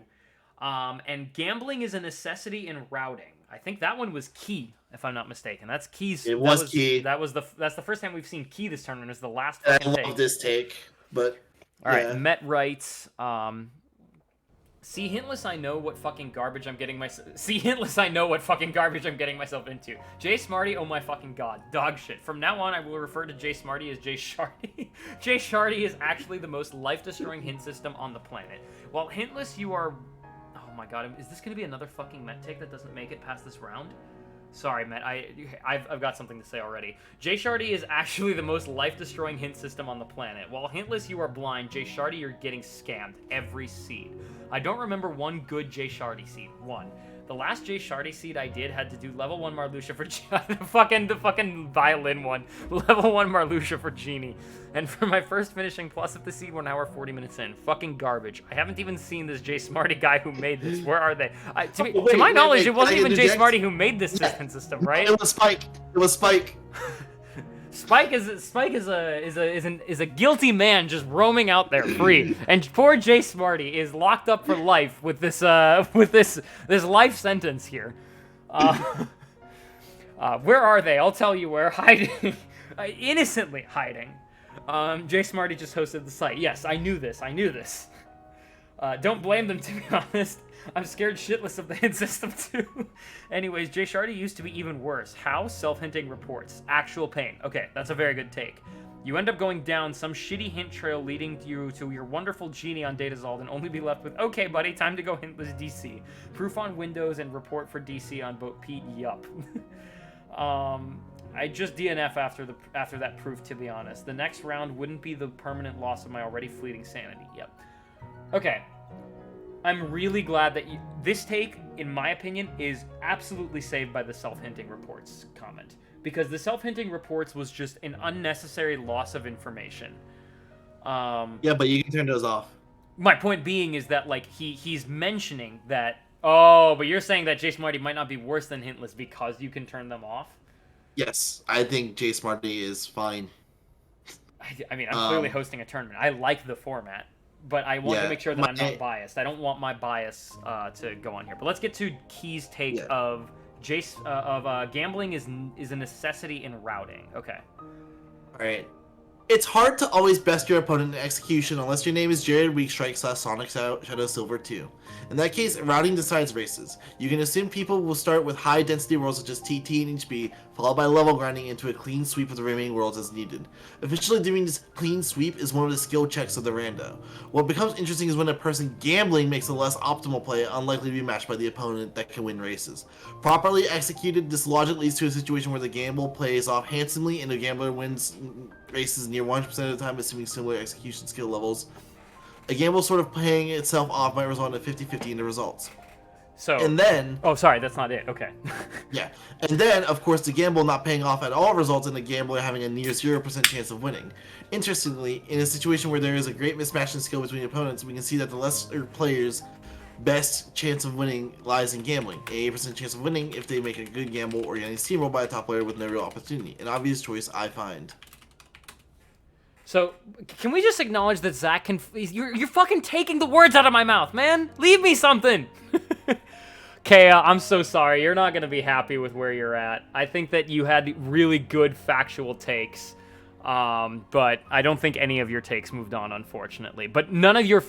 if you watch it back, I swear that none of your takes were wrong. Look, I just disagree with this take entirely. I'm almost ready to move Mett's take on, and here's why. Wow. Gambling is just pound for pound information theory. For those of you that don't know, like, information theory is effectively how much surprise there is in a particular outcome. For example, if I know that a 10% occurrence has occurred, that's more information than the 90% occurrence has occurred, right? So, like, for example, if I know the proof is in STT, that's more information than the proof is in TT, right? You would expect a proof in TT most of the time, but you would not expect a proof in STT. Gambling is never an optimal play because if you run the same play 99 times out of 100, you're not going to win there. And you don't have the intel that makes a gamble a good play. Gambling is just game theory. I'm telling you about the game theory behind gambling, my guy. You aren't playing 99 seeds, you are playing 1. Right, Zach. But, like, this kind of boils down to, like, a poker argument, almost. Like, or even a stock investment. If you make an investment in a stock and the intel suggests that, like, the price goes up and it goes down, were you wrong? right? Like, I think that efficiency in routing, even if the other person is gambling, is a lot better, right? Bro, I know. I don't know, but I want to hear what Zed has to say. This was a like little this dramatic. take. You like the So, gambling as a necessity routing take. Yes, Defend I it. actually agree. If you're playing 3-proofing system, it's all luck anyways, so what play you do doesn't matter. So if it's better to take the gamble than not to take the gamble. Say that one more time. So in 3-proof, it's luck based anyways, so you may as well take the gamble if you're playing against someone you know is better than you. No, I don't. I think that's agree. what Key is trying to say. I think I get this take because I was kind of playing Jared in the same way. I was thinking, oh, Jared hates OC, I'll go do OC, right? But like, at the same time, that's not gonna pan out. Like, I guess it makes it better than the 0 chance that you would otherwise have against a similar route to your opponent, right? But here's the thing: what you did against Jared wasn't gambling; that was metagaming. There's a difference. Okay. So what I'm arguing is that you made an educated assessment off of what Jared is not going to do, and you did it. Gambling there's literally no logic behind it other than I'm going to go here, and if it's here, I win. If not, I lose. Zed, you and I race. Is gambling a necessity in routing? Yes. I don't agree. I don't agree? Okay, I know you're a better Rando player than I, so maybe this is not a perfect example. But if I find someone about my level, I don't think that I'm going to gamble to try to find the win, right? If I feel like I'm equal with the opponent that I was going at. And by the way, I didn't gamble against Jared. I looked back at the tracker and, like, with the exception of him doing LOD, like, there was no wild out there play that I made that I gambled on, right? I basically did almost the same content. I don't think that it's an absolute necessity in routing to lead yourself to a victory. If you're equal to the person that you're playing, you can win if you feel like you're efficient with the checks per minute and you're taking a... Comics, I think you're still slightly better than I am. I think my routing might be better than yours, but my combat is weaker, and that's probably more important. I don't know. I don't feel like I can get on board with this key take. I respect it. I like the way that it's written. I think it does not deserve to be seated this low, but I don't agree with it. And I know that Zed probably wants to move this one on. Yeah, we're gonna have to put this one up to chat. Put 2 or 31. Which one's moving on? Is it Mett's JSmartee less than Hintless, or is it gambling is necessary in routing? So if you vote 2, that will vote Mett on. If you vote 31, that will move Key on. Okay, we got 2 votes for 31, so 2 and 1. Anyone else? 31. 31, okay, 31. 31, okay. 31. You can vote Mett. 31, 2. 2. So we're at 6-4 for Key. I didn't think 31 was hot enough, but apparently it is. I really want to hear... 31 isn't a hot... Oh, wait a second. Hang on. I counted Salad's statement as a vote. Hang on. So we have 31, 31... 31, 31. So we have 4 for 31, and then 2, 2, 2, 2. It's 4-4. Do we do a fucking coin flip? Do we flip a coin? I think so. Jesus Christ. This is so degenerate. Well, no, I'd hate to do that, but... Anybody really want to chime in with, like, 1 more 2 or 1 more 31? Someone lurking in the background. Come on. Please. Make a decision for us. Wouldn't 2 being wrong make it the hottest take? Why didn't we just do a Twitch poll? Because I don't know how to get to a Twitch poll very quickly. If Mett wants to run a Twitch poll, or if Walpy, my mods, want to run a Twitch poll, they can. Okay, what we can do is, if Walpy or Mett want to run a Twitch poll, they can do that, and we can revisit this comics versus salad take. Because... /poll brings up the interface, I think. Really? I think so. Jesus Christ! How did I not know about this? I only knew about it recently when I started giving a shit about my channel point rewards. Okay, alright. 1 minute poll. Go ahead, run it. You got 1 minute. While we're doing that, I want to quickly comment on the comics versus salad take, because Zach mentioned something that I'm glad Zach is still bringing it up, even though I'm berating Zach in the chat for saying everything I was going to say, because he managed to remember that I was going to say something else. League is not just for the players. That's one thing that I forgot about. League is also for the viewers. And things like ABN don't leave the viewers a ton to speculate for, which is, I think, from a viewer's perspective, really important for the Rando. Why is League for the viewers? Do you not want it to be for the viewers? What's the point of streaming the Rando then? Aren't all tournaments for the viewers? Okay, if they're all for the viewers, then shouldn't we have their entertainment above us? Like, again, like we're getting into the weeds of it's very difficult to weigh what's important and fair to the players and what is interesting to watch as the viewer. And this is, by the way, this is the reason that I am not the biggest fan of path hints. I'm not berating it. I'm not saying it's a bad hint system. In fact, I think from an objective perspective, I think path hints might be the best one out there on the market right now. But I think that path hints is borderline unwatchable if you don't play the Rando. That's the thing. And I think that making League and ABN might just kick the wind out of the sails for the entertainment of the League. You watch NBA games, not park basketball games. Oh man. I agree with Salad still. Oh, hey, no berating comics in my chat. Hey, none of that. Absolutely none of that. You can disagree with this take, but no comics harming in my chat. All right. Sorry, Mett. I agree with your take more, Mett, by the way. This is in a rare occurrence, I actually wanted your take to move on, okay? So I fought for you. Don't fucking berate me here. But no, I think, again, I don't like either take. I think you absolutely are right about how the League isn't for the players, it's for the community. It's not just for the players. And I think what I like to see the League as is a community showcase of what has changed between the last League. And I think a lot of people can agree to that. And I think the ABN is not even something that has changed since the last League, since that was always there. It was just, I think that's the reason why ABN hasn't been in the League so far, right? Even in Spring League, ABN was not only a thing, but I think that Spring League was when a lot of points, or not points ABN, but a lot of ABN tournaments and co-ops were happening at the time, right? Or do you want to see Richard 303? Salad. So for that very reason, that's not a good take in my opinion, because I would have loved to see that in my tournament, you know, and I mean that as a viewer. Like, I would genuinely prefer to see. Okay, I want to bring something up that happened in my very tournament, Salad, and I'm going to pray a little bit on what I'm going to use your fucking words against you here. The race between Jared and me that was happening on Gemini Heroes stream. When was the last time you saw a chat that electric in a tournament race? And I'm not even trying to toot my own horn here. When was the last time you saw an exciting race where everyone was dissecting everything and speculating and just... the chat didn't stop typing from start to finish, you know? I see so many dead moments in an ABN tournament like that, though, right? And again, I understand that, like, as a player, you find more comfort in an ABN because it's less luck-based, right?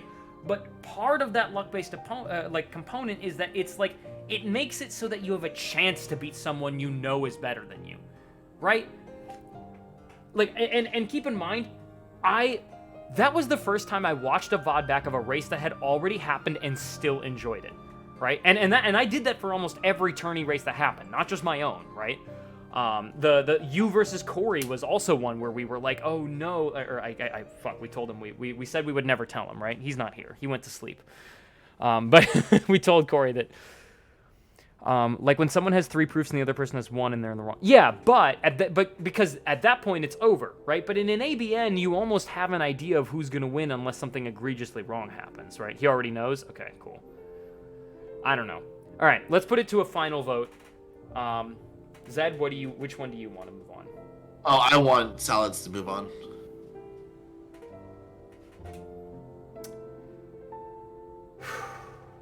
Man, Zach, why'd you have to open your mouth?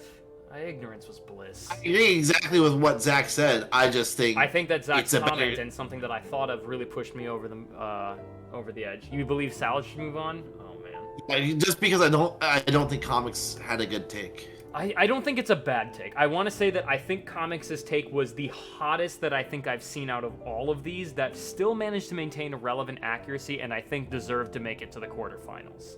I want to make... Oh, absolutely. I think Comics' take was hot, like real hot. Though, yeah, it's a bit egregious, but I think that there is a point to be made that your take isn't accurate, Comics. I think which is why we have what in the next round is going to be interesting. Yeah, because you, by the way, your other take is basically Salad's take, but less extreme. So I can't wait to see this one.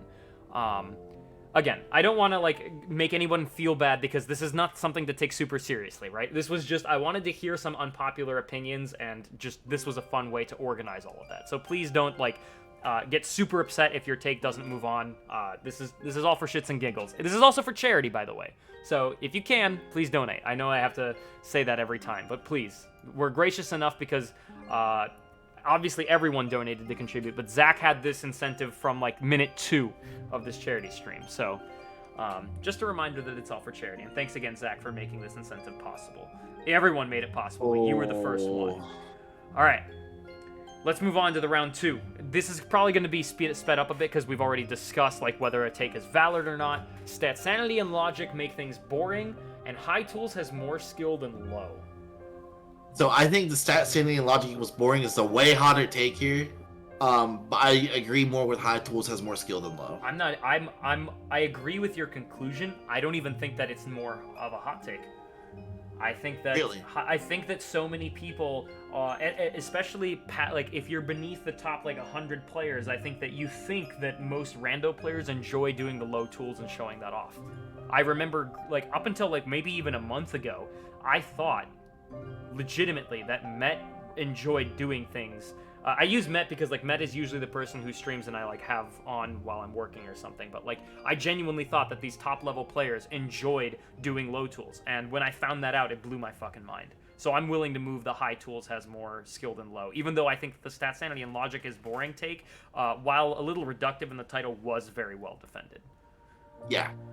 So I think what really shot Kale in the foot was the second half of his take about Statsanity. I agree. I don't even think shot in the foot, that might be a little bit of an exaggeration, but I think the first half was definitely stronger than the second. I agree. All right, Matt, you made it to the quarterfinals. You can't hate me now. All right, Mett is the best rando runner, and German is the best dub. Well, they're both memes. They're both Jared's. I don't know if Jared cares. I don't think that Jared wrote any of these to be... But it gets to the point. Matt does get to the point, but... You moved on. There's nothing to defend here. Like, come on. We can move on. You moved on. Mett is the best rando player. German is the best dub. What was the defense for Mett? It was the fucking wrestling. Oh my god. I almost want to move on. Mett is the best rando player because that was more entertaining to read. Fair enough. Do you have a... Does any... I do not have a strong opinion on this. Do we want to leave it up to chat? I'll leave it up to chat, just because I don't really care. I think that both of the... Like, Jared went into it with memes, and he'd be like, how the fuck did I get 2 takes past round 1? Mett or Germany? That's the... That's what we get. Mett, Germany. Okay. Start poll. 1 minute, chat.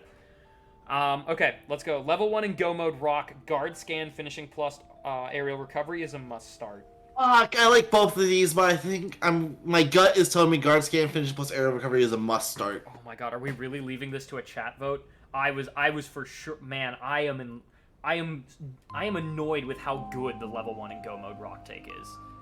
Yes. We like the word must now.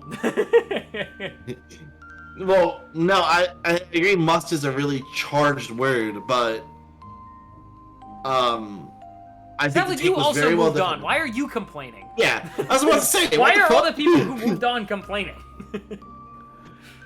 Greetings from Germany. All right, so you want to move on the guard scan, FP, and aerial recovery is a must start? Yeah. All right, and I want to move on level 1 in Go Mode Rock. So chat, we got another poll incoming. So right now, where are we at with Mett versus Germany? Can I complain if I didn't submit a... Wow. Bro! All right, we're flipping a coin. I'm sorry, I love both of these takes. I don't want it to come to this, but we're doing it. Flip a coin. Heads is the first one, tails is the second. All right, I said it before it landed. Oh no, that's not the one I wanted. Okay, they're both good, don't get me wrong. Nerdy, congrats. Machine Gun Geek, you had me convinced. I think that low-key might be one of my favorite takes of the entire tournament. You flipped a coin for that one? I thought you were flipping a coin for Mett versus Germany. Oh, fuck, that's right. You're right. I'm so sorry. That was for this one. I said first is okay, so German is the best dub moves on. Okay, sorry. I was supposed to run a poll for the other one. I'm fucking stupid as shit. Sorry. My bad, chat. A lot going on. Okay, so Mett, wait, that was Mett versus Germany. Scores. So we got, what is it? We got what? It was, Geek versus Nerdy, right? Machine Gun Geek versus Nerdy. So Machine Gun Geek is the level 1 in Go mode rock. And then you've got Nerdy for the starting materials. There we go. It was a mistake, Matt. We are off the rails. I'm so sorry. I'm sorry. All right, let's take a vote on it. Yes, you can vote, Machine Gun Geek. You are anyone who submitted a take is allowed to vote for it. You're here. You're supporting your take. I respect the fact that you vote for your own take. Okay. Some shotguns don't go deep enough. Val versus Zach generator for Rando. I like the bottom one in that one more. I do too. I think that Lord Triton did give a decent take, but I think that the Rando one is very well defended, and it's hard to go up against that. Mm-hmm. Okay, so for the quarterfinals on the other hand, sorry, go ahead. So it's arguing that you do PR Town and LOD up to Cape Fight. And that Magnet is not that helpful for doing LOD. Like, it doesn't take that long without Magnet to do LOD. So it's LOD, PR, and there was one other world, I think. I'm trying to remember. PR, LOD...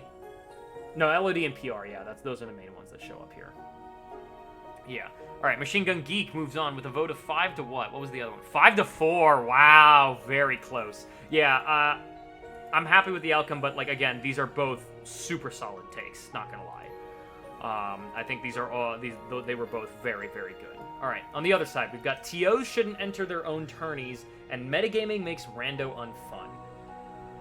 Oh, man. I hate both of these. I would prefer to move on. The TOs shouldn't enter their own tourneys because even if I disagree with it, I think that there wasn't a single take that I would say is inaccurate in Corey's, but I would say that there was something inaccurate for Danimal.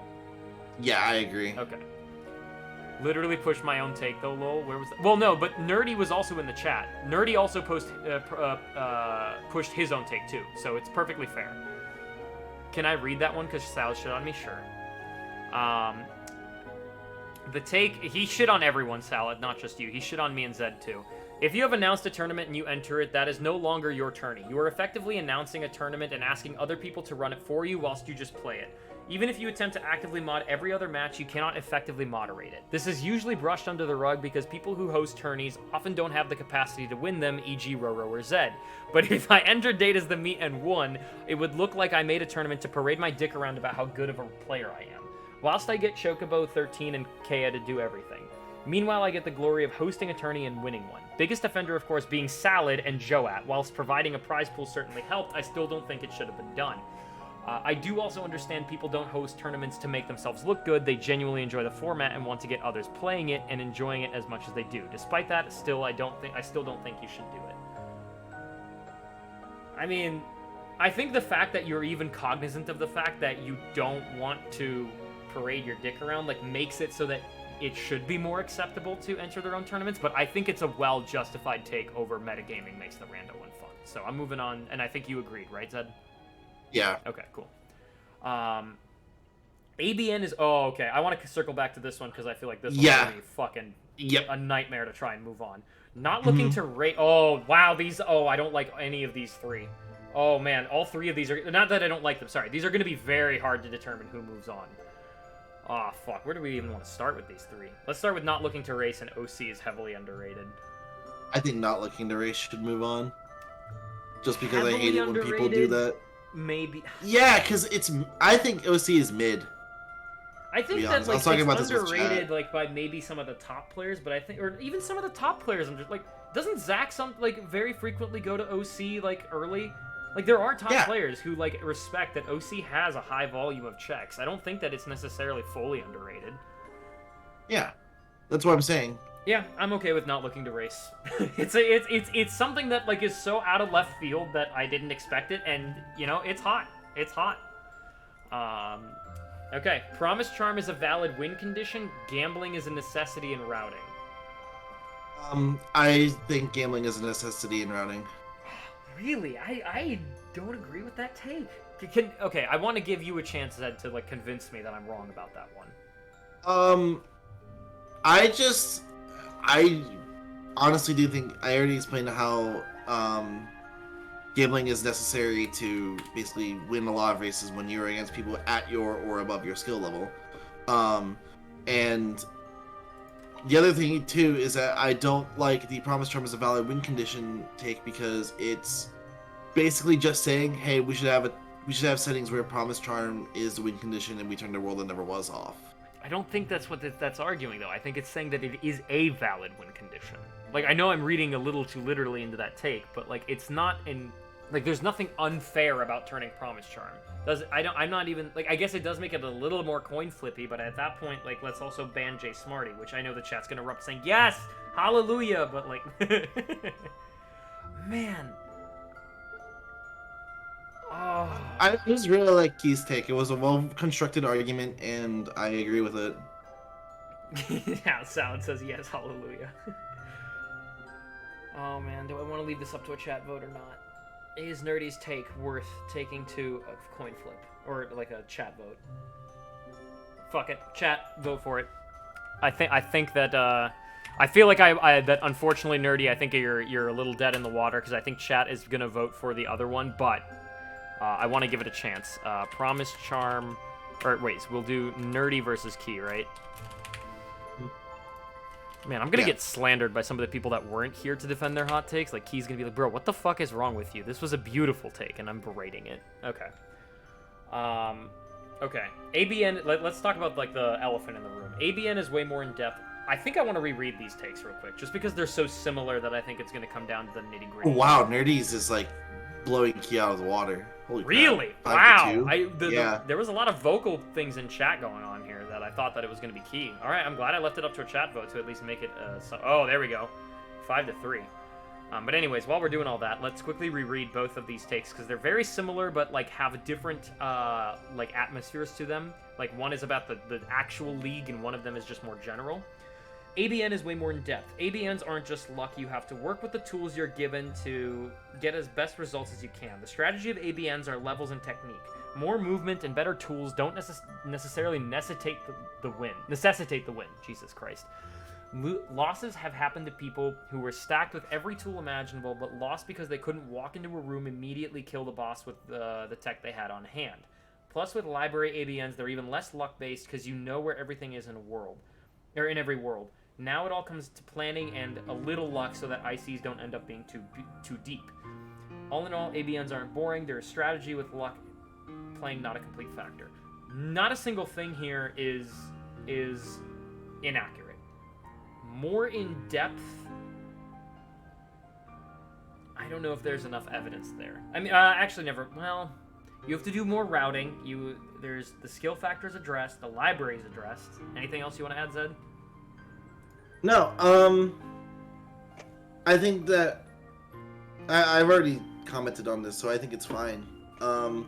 Personally, if I had to choose which would move on here, I would choose ABN is way more in depth because we already brought up so many counterpoints for why the next league must be ABN isn't necessarily a good take. Salad also brings up a very good point. So, Comics says that all in all, ABNs aren't boring. There's strategy with luck playing not a complete factor. Salad is saying that this statement could be used as support that the next league should be ABN because it's not boring. But I don't think that Comics is commenting about the watchability of ABN here. I think that Comics is saying that ABNs from a player, it's one of the things where you can accept a loss against a better player and still learn and not have it be boring in the process. Yep. That's what I I don't think even too, think that's a and- cold take. I don't think it's cold. I think it's hot to say that like there's something interesting when something isn't based to luck, which is something that I think casual rando players. Man, I was really thinking that Salad had this quarterfinals locked up, but I think I'm kind of in Comics' boat here. Yeah. I just think the fact that I believe that the league should be a demonstration of what has improved and created upon from the last league. Like I am a sole believer of that. ABNs are Like, a race to glide. Sorry, Double A Dewey said that. Sorry, I shouldn't have interrupted you. I'm so sorry. Go ahead. Continue. No, it's okay. Like I'm just saying, like I appreciate that every league is something new. Salad raises a good question that I think I have a good answer to. If it's fun for a player and far more competitive, why wouldn't we use that for a standard and most important tournament? My first gut reaction was to say that I don't think the tournament is exclusively for the competitors, which might be a hot take in and of itself the more I think about it, because the more I think about it, the less I think I could probably back that take up. I do think it is important that we consider the watchability of a race when deciding the system used to stream it. I think, okay, I hate myself for saying this because I don't agree with it, but it is a counterpoint to Salad's argument that is valid. Path hints could be the next league. It's also one where there's still randomness, there's still like the element of how well you can think in a rando. I don't want it to be path hints. I've gone on record that I would probably not even participate in the league if it was path hints. I will advocate against... Zach, my man, thank you. I was so worried that we were going to disagree on that. That surprises me. That surprises me, yeah. Yo, my man Zach and I are on the same fucking boat on everything. I stand these Zach takes. Yeah, so here's the reason I'm not a fan of path hints. It's just so difficult to watch casually. You have to be so nitty-gritty invested in everything in path hints.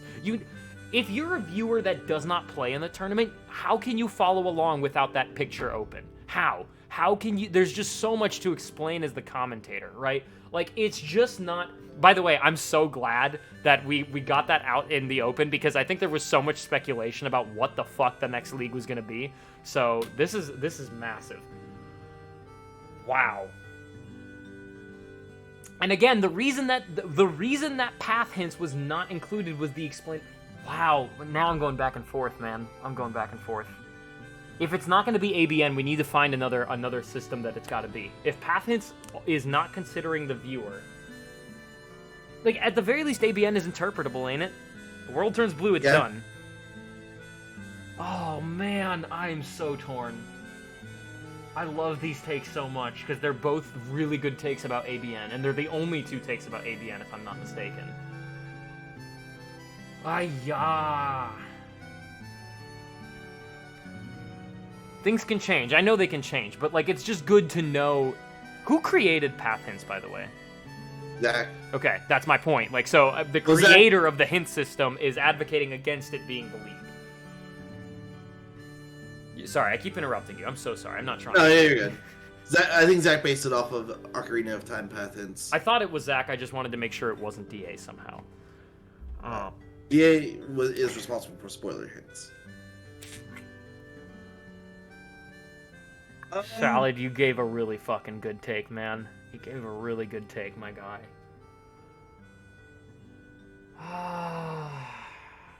Which one are you voting for, Zed? I'm voting for... ABN is way more in depth. Yeah. Even though I don't necessarily agree with it. Salad, I'm unfortunately going to agree with Zed here, and I'm going to quickly talk about something that you just said. I don't want to watch lucky people win. You, I think, are a rarity in the community in that I think you're so talented that you wouldn't find that interesting. I think that I am still at the level... I will admit, I am biased with what I'm about to say. I am still at the level where when I see someone that would be the underdog to win a rando race gets an opportunity to be ahead, man, is it exciting. Like, again, I know this is like I keep coming back to this example, and I'm not trying to be self-centered. It's just like the most recent example I can think of. that Jared versus me race, that was insane to watch back. Like, that was the closest I've seen a massive underdog get to, like, an established player, right? That is so entertaining to watch, right? I want tournaments to care more about...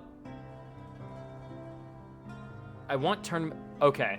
I agree with your take. I'm not saying that it's necessarily wrong. I just think that there are also ways that I'm also not convinced that there isn't a hint mode that doesn't manage a happy medium, right? I think that there are either 3 proofs or other formats that could make it still within the interest of the TO while not sacrificing viewability. I think Comics' take is not so disprovable, right?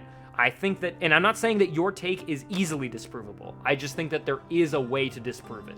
You know what I mean? And I just don't have the time to go into it because we still have a race to get to. The point of contention here is lucky people winning pure... I mean, Unversed Docs, that's not a good point because I got lucky that it wasn't a go mode. If it was a go mode, I'm fucking dead in the water. I'm telling you, I will never beat... In this lifetime, I will not beat Jared in a go mode.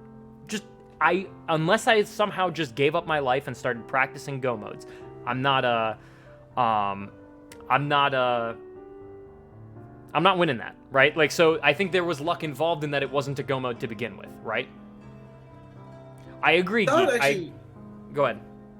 So that actually brings up a point that his take actually is way harder than Comics is. It is. I just think that it's so hot to the point where we can find a counter argument against it. I don't like... Yeah. To give you an example of a hot take that I think I can't find a counter, I go to Machine Gun Geek. I know I'm biased and that's like the one that keeps coming back, but that take, man, yeah, I would never advocate for level 1 go modes or either one or any combination thereof.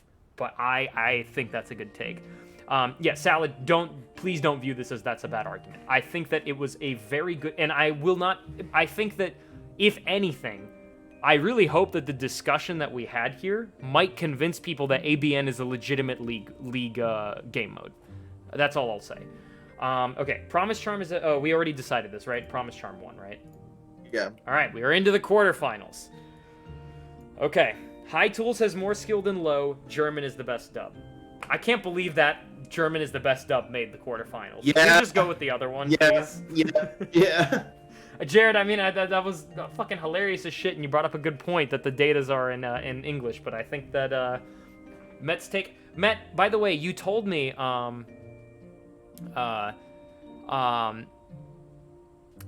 Mett, was this the take you wanted to get to the semis? I don't think it was. I think that OC was the one you really wanted. I thought that this one was the one you really wanted. This was, I thought, my favorite take of yours, by the way. Can I see the Val? Yes, like since that's still alive. I wanted OC to go to distance. Okay. The Val versus Zach generator take was, sure the Val seed generator is still valid for Rando, etc. Sure the Zip seed generator is pretty much better in almost every way, but Val seed generator is still neat for some chaos, especially Rando due to Zip seed lacking, vanilla world settings. Might be worth using like a coin flipper to choose between Valaxer or Zip, but then proceed to Rando. Which, by the way, we also established that Rando is not yet fully functional. And not having the weight system and the aforementioned vanilla world settings increases how random things will be if a Val seed wins the coin flip for a race. It's a good take because it stays in its lane. You know, it's not saying that Val's is better than Zach. That would have been, and I'm not even sure that there might even be an argument for it, but it's not that hot, you know? Not so hot that it's wrong.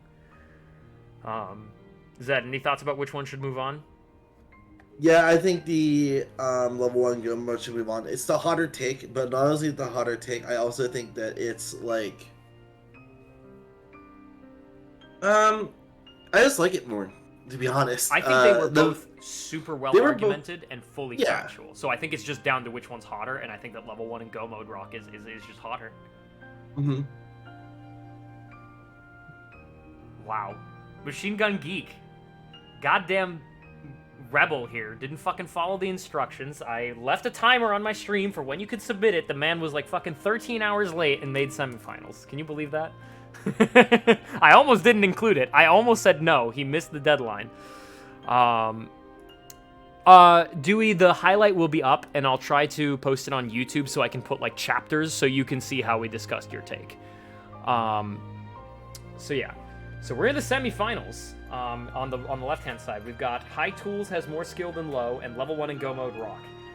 Quarterfinals. TOs should not enter their own tourneys, and ABN is way more in depth. That's a big one. This is the biggest one I think we've had so far. Yeah. Because you know, there's something special about disagreeing with a take and respecting its argument, and that's kind of where I'm at with take 3. That's where I'm at too. Oh man. I think personally, Corey did the best job. Okay, other than the unnecessary slander, Corey did the best job at like really pinning down a point without like. While there was some slander, I didn't feel personally attacked. I felt like that there was like a level of self-transparency that was aware that like even he would admit that there's a level of self-awareness that goes on between him winning Data's the Meat and me winning JSmartee Cheats, right? Which was a possibility if I had beaten Jared, right? There was a possibility that I would have beaten Salad this evening. It's not likely, but it was possible. But like, it was not something that I would ever go in expecting. Whereas with Data's the Meat, it is a very real possibility. Probably over 25%, I would say. 141 2/3%, if you will. Is that any additional thoughts? No, you hit the nail on the head. I don't necessarily agree with the take, but it's hot. It's real hot, and Corey defended it well. That being said, we do still probably disagree with it, right? Yeah, I don't agree with. I think TOs should enter tourneys, should move on, but I disagree with it heavily. You think it should move on? Heavily. Oh wow! Yeah. I don't know if I was gonna move it on though. That's the thing. I like both. Yeah, I think the argument for it not to move on is that TOs don't like it depends on like context is just so huge. I think sorry, go ahead. Like, you know, the size of the tournament, what you want to do with the tournament, the scale of the tournament, who you have backing you up. There's so many variables. I think that it's opened the discussion for having multiple TOs for a single tournament. Because I think at that point it's not as coordinated. Like, sure, I'd still be a little upset if like fucking Mett and Jaylon practiced these weird settings and then they like came out and just said, okay, we're hosting this tourney together and we're gonna slaughter all of you put together. Like, yeah, that would be weird. But I think that JSmartee Cheats was just one of those tourneys where there was no way I could have predicted like that. There was such a small chance that Walpy and I would have made the finals. You know.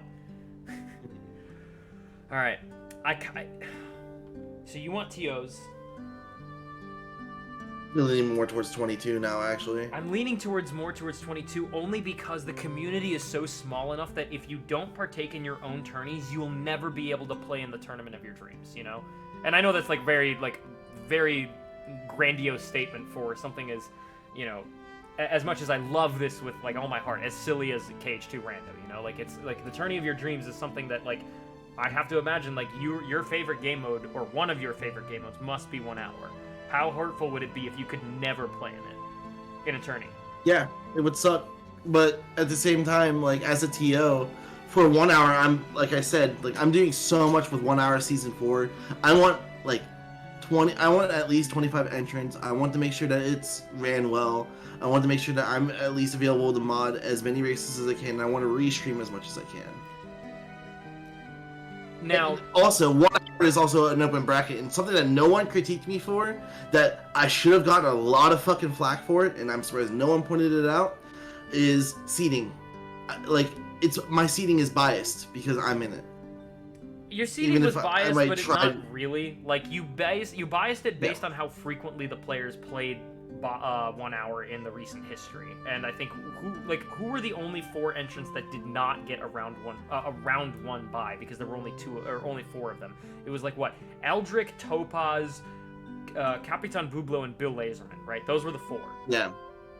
I don't think that's absurd. And Eldrick obviously, like, with no disrespect to the other 3, Eldrick is the one not like the others, right? Eldrick is the one that probably was the most deserving of a round 1 bye but didn't get one. But I had also not seen Eldrick play any 1 hour challenge leading up to it. So, But yeah. I don't know. I think that I just can't get on board with the accuracy of the TO. Like, the full accuracy of TO shouldn't enter their own tourneys. I think we're still at a place where especially if you announce it enough in advance, there's enough time for you to get dethroned from something you want to plan. I guess I'm going to go with ABN is way more in depth. So if you want to agree with me, we'll move that on. If you disagree, we'll leave it up to chat. Just because I think that both of these takes are semifinals worthy.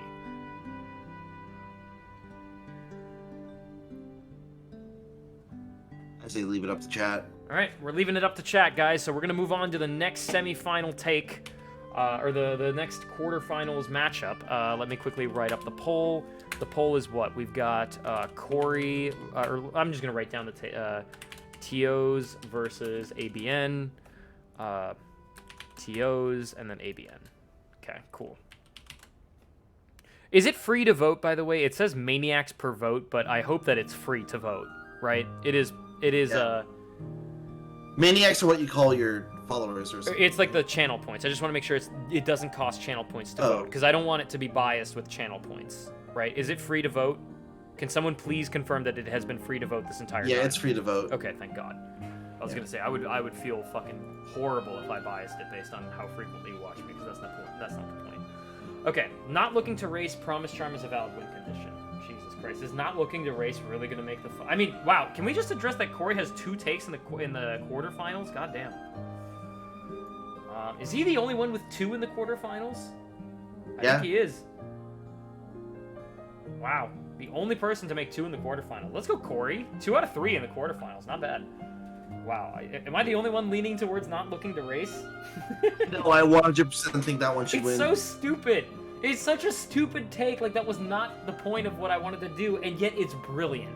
It's like, it's just so out of the realm of any other genre take that I've got. Wow, TOs is moving on. Okay. It's TOs versus not looking to race. God damn it. Wow, Corey versus Corey in the semifinals. Damn.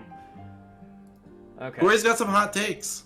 I mean, they were good. They were well argumented. If this wasn't well argumented and was just straight up slander, I would not have gotten it this far. All right, chat. Oh, absolutely. Who's moving on to the semifinals? High Tools has more skill than Low, and level 1 in Go mode. God, I don't want to see any... Okay. Can we start with the other side? Because I think between the two of between these two, I know which one I want. What? I want the TOs one. I think it's like the not looking to race is just so like it is good, it is accurate, but it's just so silly. And the other one is hot enough to where I think enough accuracy exists. I just personally like the not looking to race one as someone who is constantly looking to race and gets told nah like all the time. So like, okay, we can go. I vibe with that one more, but I agree. I think TOs should move on. Okay, then we're gonna have that move on. All right, so Corey, your TOs should not enter their own tourneys. Has made so I knew about this take going into this tournament. I thought we were gonna nip this in the bud. How the hell did this happen? How did I get attacked and it's in the finals? So Chad, if you ever want to get on my good side, just tell me I'll never win a tournament, and then you just fucking you make the finals. Oh yeah, and throw some digs at Salad while you're hit. That'll get you some wins here. The amount of times I delete my ping after 30 minutes of no response. Oh, sorry, Dewey. Dewey, you also ping at like hours where I just can't. So I want to tell you, yo, I would on a later date with this, but then again, hashtag not looking to race. All right, man. So I'm torn on this I next am too. one. I like both these takes, man. So I think level 1 in Go Mode Rock is the hotter take. For sure. Just for sure. I think it's the High hotter Tools take. has more skill than Low is also... It's the polar opposite if you think about it. Like level 1 super easy logic versus level 1 you don't get anything. No, I'm not sure I fully agree with you there, because when Mett says level 1, Mett doesn't mean level 1 low tools, right? Like you don't have the stats, but you still have all the reflex, the final, the duck flare, like you can Super easy logic. Yeah, that's the other thing. So like I think that level 1 makes it so that like you can use all of these strats, but you can't do it with reckless abandon, right? You have to be, there's like a trade-off that happens here between your you know overpowered stats and like the risk of dying. Go mode was basically low tool. Oh man, man. That's not helping you. I don't know, man. You have any, you want to help me out here, Zed? I don't know what to do. I think High Tools has more skill than Low should move on, because Salad made up a... I agree with Salad that it's a hot take and it's correct, but level 1 in Go mode is a hot take, and, like, without certain context, it can be wrong. I'm so biased because I think that the Mett's take is one that I would not have believed until he told me a month ago or so, or whenever we had that drunken discussion. Oh, man. These are good takes, man. These have been hard, man. Past the first round, these have been, and even some in the first round, man. These have been hard. Y'all earned that $50. I think I'm gonna up this bonus. I'm gonna donate some more. These were too many labors of love to not donate more as a result. Man, level 1. Can I reread these? Do we have time? I want to make sure that I have enough time to roll the seed and get the setup going. But does the race start at 9 or 9:30? 9. You know, you got 20 minutes, bro. I'll bum rush through the reading of these takes because this Okay. I don't want to accidentally make a wrong decision here. Doing seeds with low tools. I know it's a meme, Mett, but memes doesn't mean they're inaccurate or hot.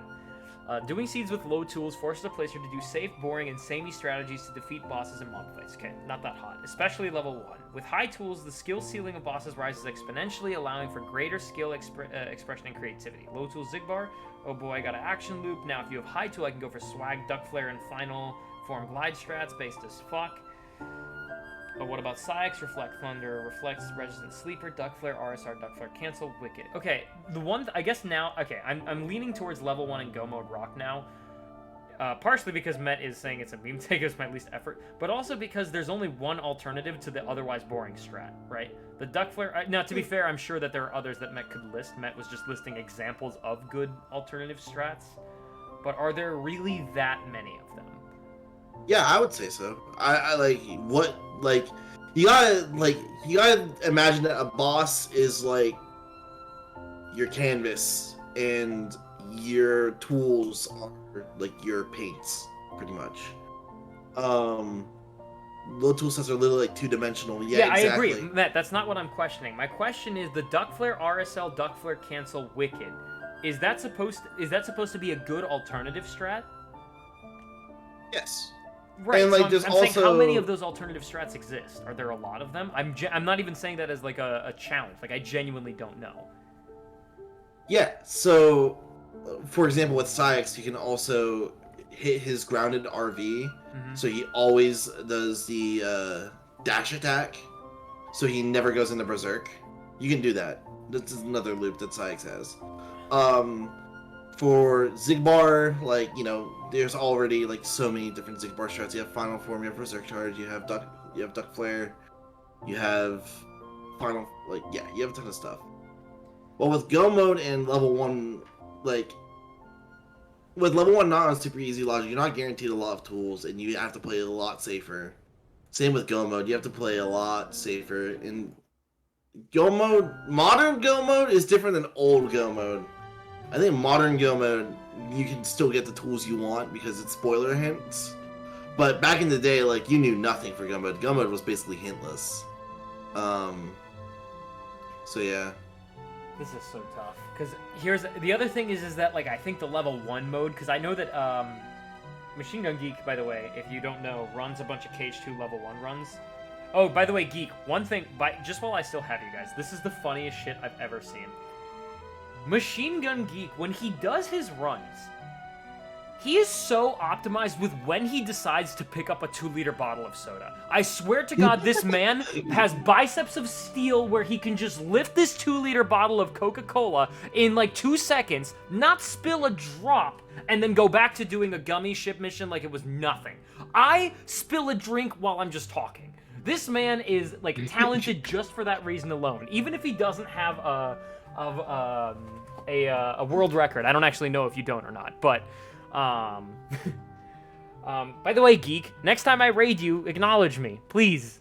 I always say hi and then he just ignores me. He probably just doesn't have chat open, but anyways. Yet his take is ass. No, I don't think it's ass. I think that the level 1 just makes more sense than a go mode here. I think that go mode is the antithesis of a load, or sorry, the antithesis of Mett's take, right? Because go mode is low tool, right? Go mode is like, you have to spend a random amount of time getting the tools needed to do the good fights, you know what I mean? Alright, let's put it to a vote. Zed, which one's moving on? High tool, low level. I think the go mode dug you in here, Machine Gun Geek, but I will say that of the takes that managed to surprise me the most with how much they moved me, I think Machine Gun Geek takes the cake with it being a blowout on that front. But I'm going to move on the high tools with more skill than low. I think that the level 1 in go mode rock, if you would have told me that it would have been well articulated to make it to the semifinals, I would have never believed you. So kudos to you. That was a very well done take. Fucking shit, we have a Mett versus Corey finals. They're good at random and hot takes. Rematch? Oh my god. Man, this is so fucking dumb. I don't know which one to put. I like them both. And I don't think... Here's the thing. I don't know if either one of these players wanted this to be the take that goes the distance. I think these were both their meme takes, or like semi-meme takes that, No, I think Corey was serious. I know Corey was serious. We had a lengthy discussion about it on his stream, and we had a lengthy discussion about it here. I still want to say Mets, but part of me is saying Mets because I don't want Corey's to win. It's not that I don't want Corey's to win. That's not a factor here. It's just I think that there is an argument against Corey's take. I just think that there's still a place. Like, okay, let's make this an argument once and for all, chat. And I don't want you to hold back. Be like Corey, take a lesson from him, and don't hold back. And I'll learn from this, and I won't be offended. Do you think it was unfair that I entered my own tourney? You can leave like some nuance if you want, but like, do you think it was unfair that I entered my own tourney? Because I think there's a split decision on this. And please, again, I will not hold it against you if you think that it was unfair. It's good for me to know this, like, because I need to know how I'm perceived in the community as a result of this. TO's not entering may disincentivize hosting tournaments. I didn't even consider that. It depends on the amount of time. Give me time to... Okay, so I agree with Comics' take. Absolutely not for Gemini. Okay. I think it's weird. I definitely think it's weird. That doesn't... I wouldn't do it, but that's just me. Like, say you batter everyone. Does it help me at all that I had the self-awareness that I knew that wasn't gonna happen? Like, come on. With as great as I love to think of myself, I was never gonna fucking beat... I was never gonna slaughter anyone, you know? Okay. Imagine you got... I mean, that almost happened. Like, not even legit. Like, that almost happened, right? Have a good one, Geek. Thank you for the hot take. How would you have felt? Weird. But I don't think that it would have been... I would have felt weird. That's for sure. I would be fucking proud that I won my own tournament, but that's just me. Because I know that my settings are hard, and yeah, the people that play my settings are stacked. I would have been more proud of how I played, to be honest with you. I would have felt weird. It definitely doesn't feel good because it makes it seem, because from the outside looking in, if I win my own tourney, it definitely looks weird. But, like, I think that the Rando community is intelligent enough to know that, like, it wasn't because of skill. Me winning my own tournament wasn't because I brought everyone to a slaughter. I think we understand the JSmartee hint system, and we like, the tournament was... You know, we understand how to interpret it at face value. If you take JSmartee too seriously, I think that's more of a reflection on you than it is like the winner of JSmartees. You know what I mean? TO battering everyone, ISM any different from top killers joining every tourney and cleaning house, to be honest. Wow. That is a hot take I would have loved to hear, because that's actually I agree with Gemini a little bit. I like a little bit agree. But, like, the thing is, that's also unfair to the talented players, because it's like, what can they do, right? What can they possibly change? They're just good at the game, right? Like, you can't tell them, yo, stop being good at the game for a day. That's the thing, Salad. I really agree with this take. Like, or no, sorry, I don't agree with the take. I disagree with the take, but it makes perfect sense and it's well argued. And hot take that bashes people. Man, are we fucking? Is this just a giant fucking simulation of what's it called? Stockholm syndrome, where we just let Corey do this to us and we just like reward that. Man. It looks outwardly like you put the tournament on for the purpose of stomping and looking good. Okay. I agree with that. I think it's very difficult for me to debias that with the fact that I had the self-awareness that there was no possible way for me to stampede it given it was JSmartee, right? All right. Zed, you got one in mind? You have anything you want to add between the two of these? Man, I just hate Corey's take, but it's so well argumented that it's hard to refute. Are we really gonna have a take that wins that we both disagree with but respect? Is that really? Wouldn't that be the essence of this tournament, though? I wanted to be convinced that I was wrong, not that I still disagree with the take at the end of the result. True. Which is what 17 manages to do for me. Yeah, like, we haven't even talked about the other take. The fact that means we are only discussing Corey's take means it wins? What does that mean? No. It's not, like, this is not, like, if someone else would have written it, would have been, this is not, like, I'm keeping Corey and Mett out of this. Like, that's not No, at all. what Salad is saying is that we haven't talked about Mett's take at all, but we've mostly talked about Corey's take because it's such a hot debate. But the... Like, we're not arguing which take should win. That's a good point. We're arguing why Corey's take should or shouldn't win. All right.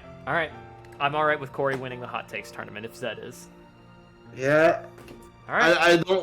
I guess so. This is our fate. What does it say about us, man? That we just allow Corey to abuse us and we're victims of Stockholm syndrome. Congratulations to Corey. Wow, can I DM him like right now? Bruh, it fucking won the tournament. GG's. That not like. By the way, he messaged me with this take at 7 p.m. right before he went to bed. Imagine when he fucking wakes up and sees this. But yo, yeah, guys, all things considered, regardless of the fucking winner, these were some amazing takes. No, this was so much fun. I knew that this was going to be a good idea for an incentive. Oh, sorry. Let me turn the hot takes off. Sorry, I didn't realize that the bracket was that minimized. But yeah, there you go. There's your hot takes. Top 4. These were some amazing hot takes. This incentive idea was as good as it could have been as a result of you guys contributing to it. I knew it was going to be a good idea, but it is only as good as your guys' take. And I'm very glad that, like, with very few exceptions, and even those exceptions were pretty mild, there was no berating, there was no disrespect. I think that I managed to have my mind changed. I managed to be a little stubborn. We got some coin flips in here too, so we all had a good time. But with that, I gotta prep the Salad versus Jared finals. Thank you so much for being a part of this, and Zed, thank you so much for commentating with me. And I apologize that even just now I interrupted you. I'm just very excited all the time. I don't mean anything by it. Yeah, no, this was great. Thank you so much for inviting me. Of course, I knew that we were gonna have some interesting banter. Yeah, no, this was a lot of fun. But with that, chat. We got some fucking grand finals to get to. We got a Jared versus Salad seed for you. We got two greats going down in some nostalgic tournament settings. I will throw up the BRB screen, roll up the race time, roll up the seed, and we'll be back with Wall PSH in the commentary booth as, the two hosts will be closing out the tourney for commentary. I will see you guys in about 5-10 minutes. See ya.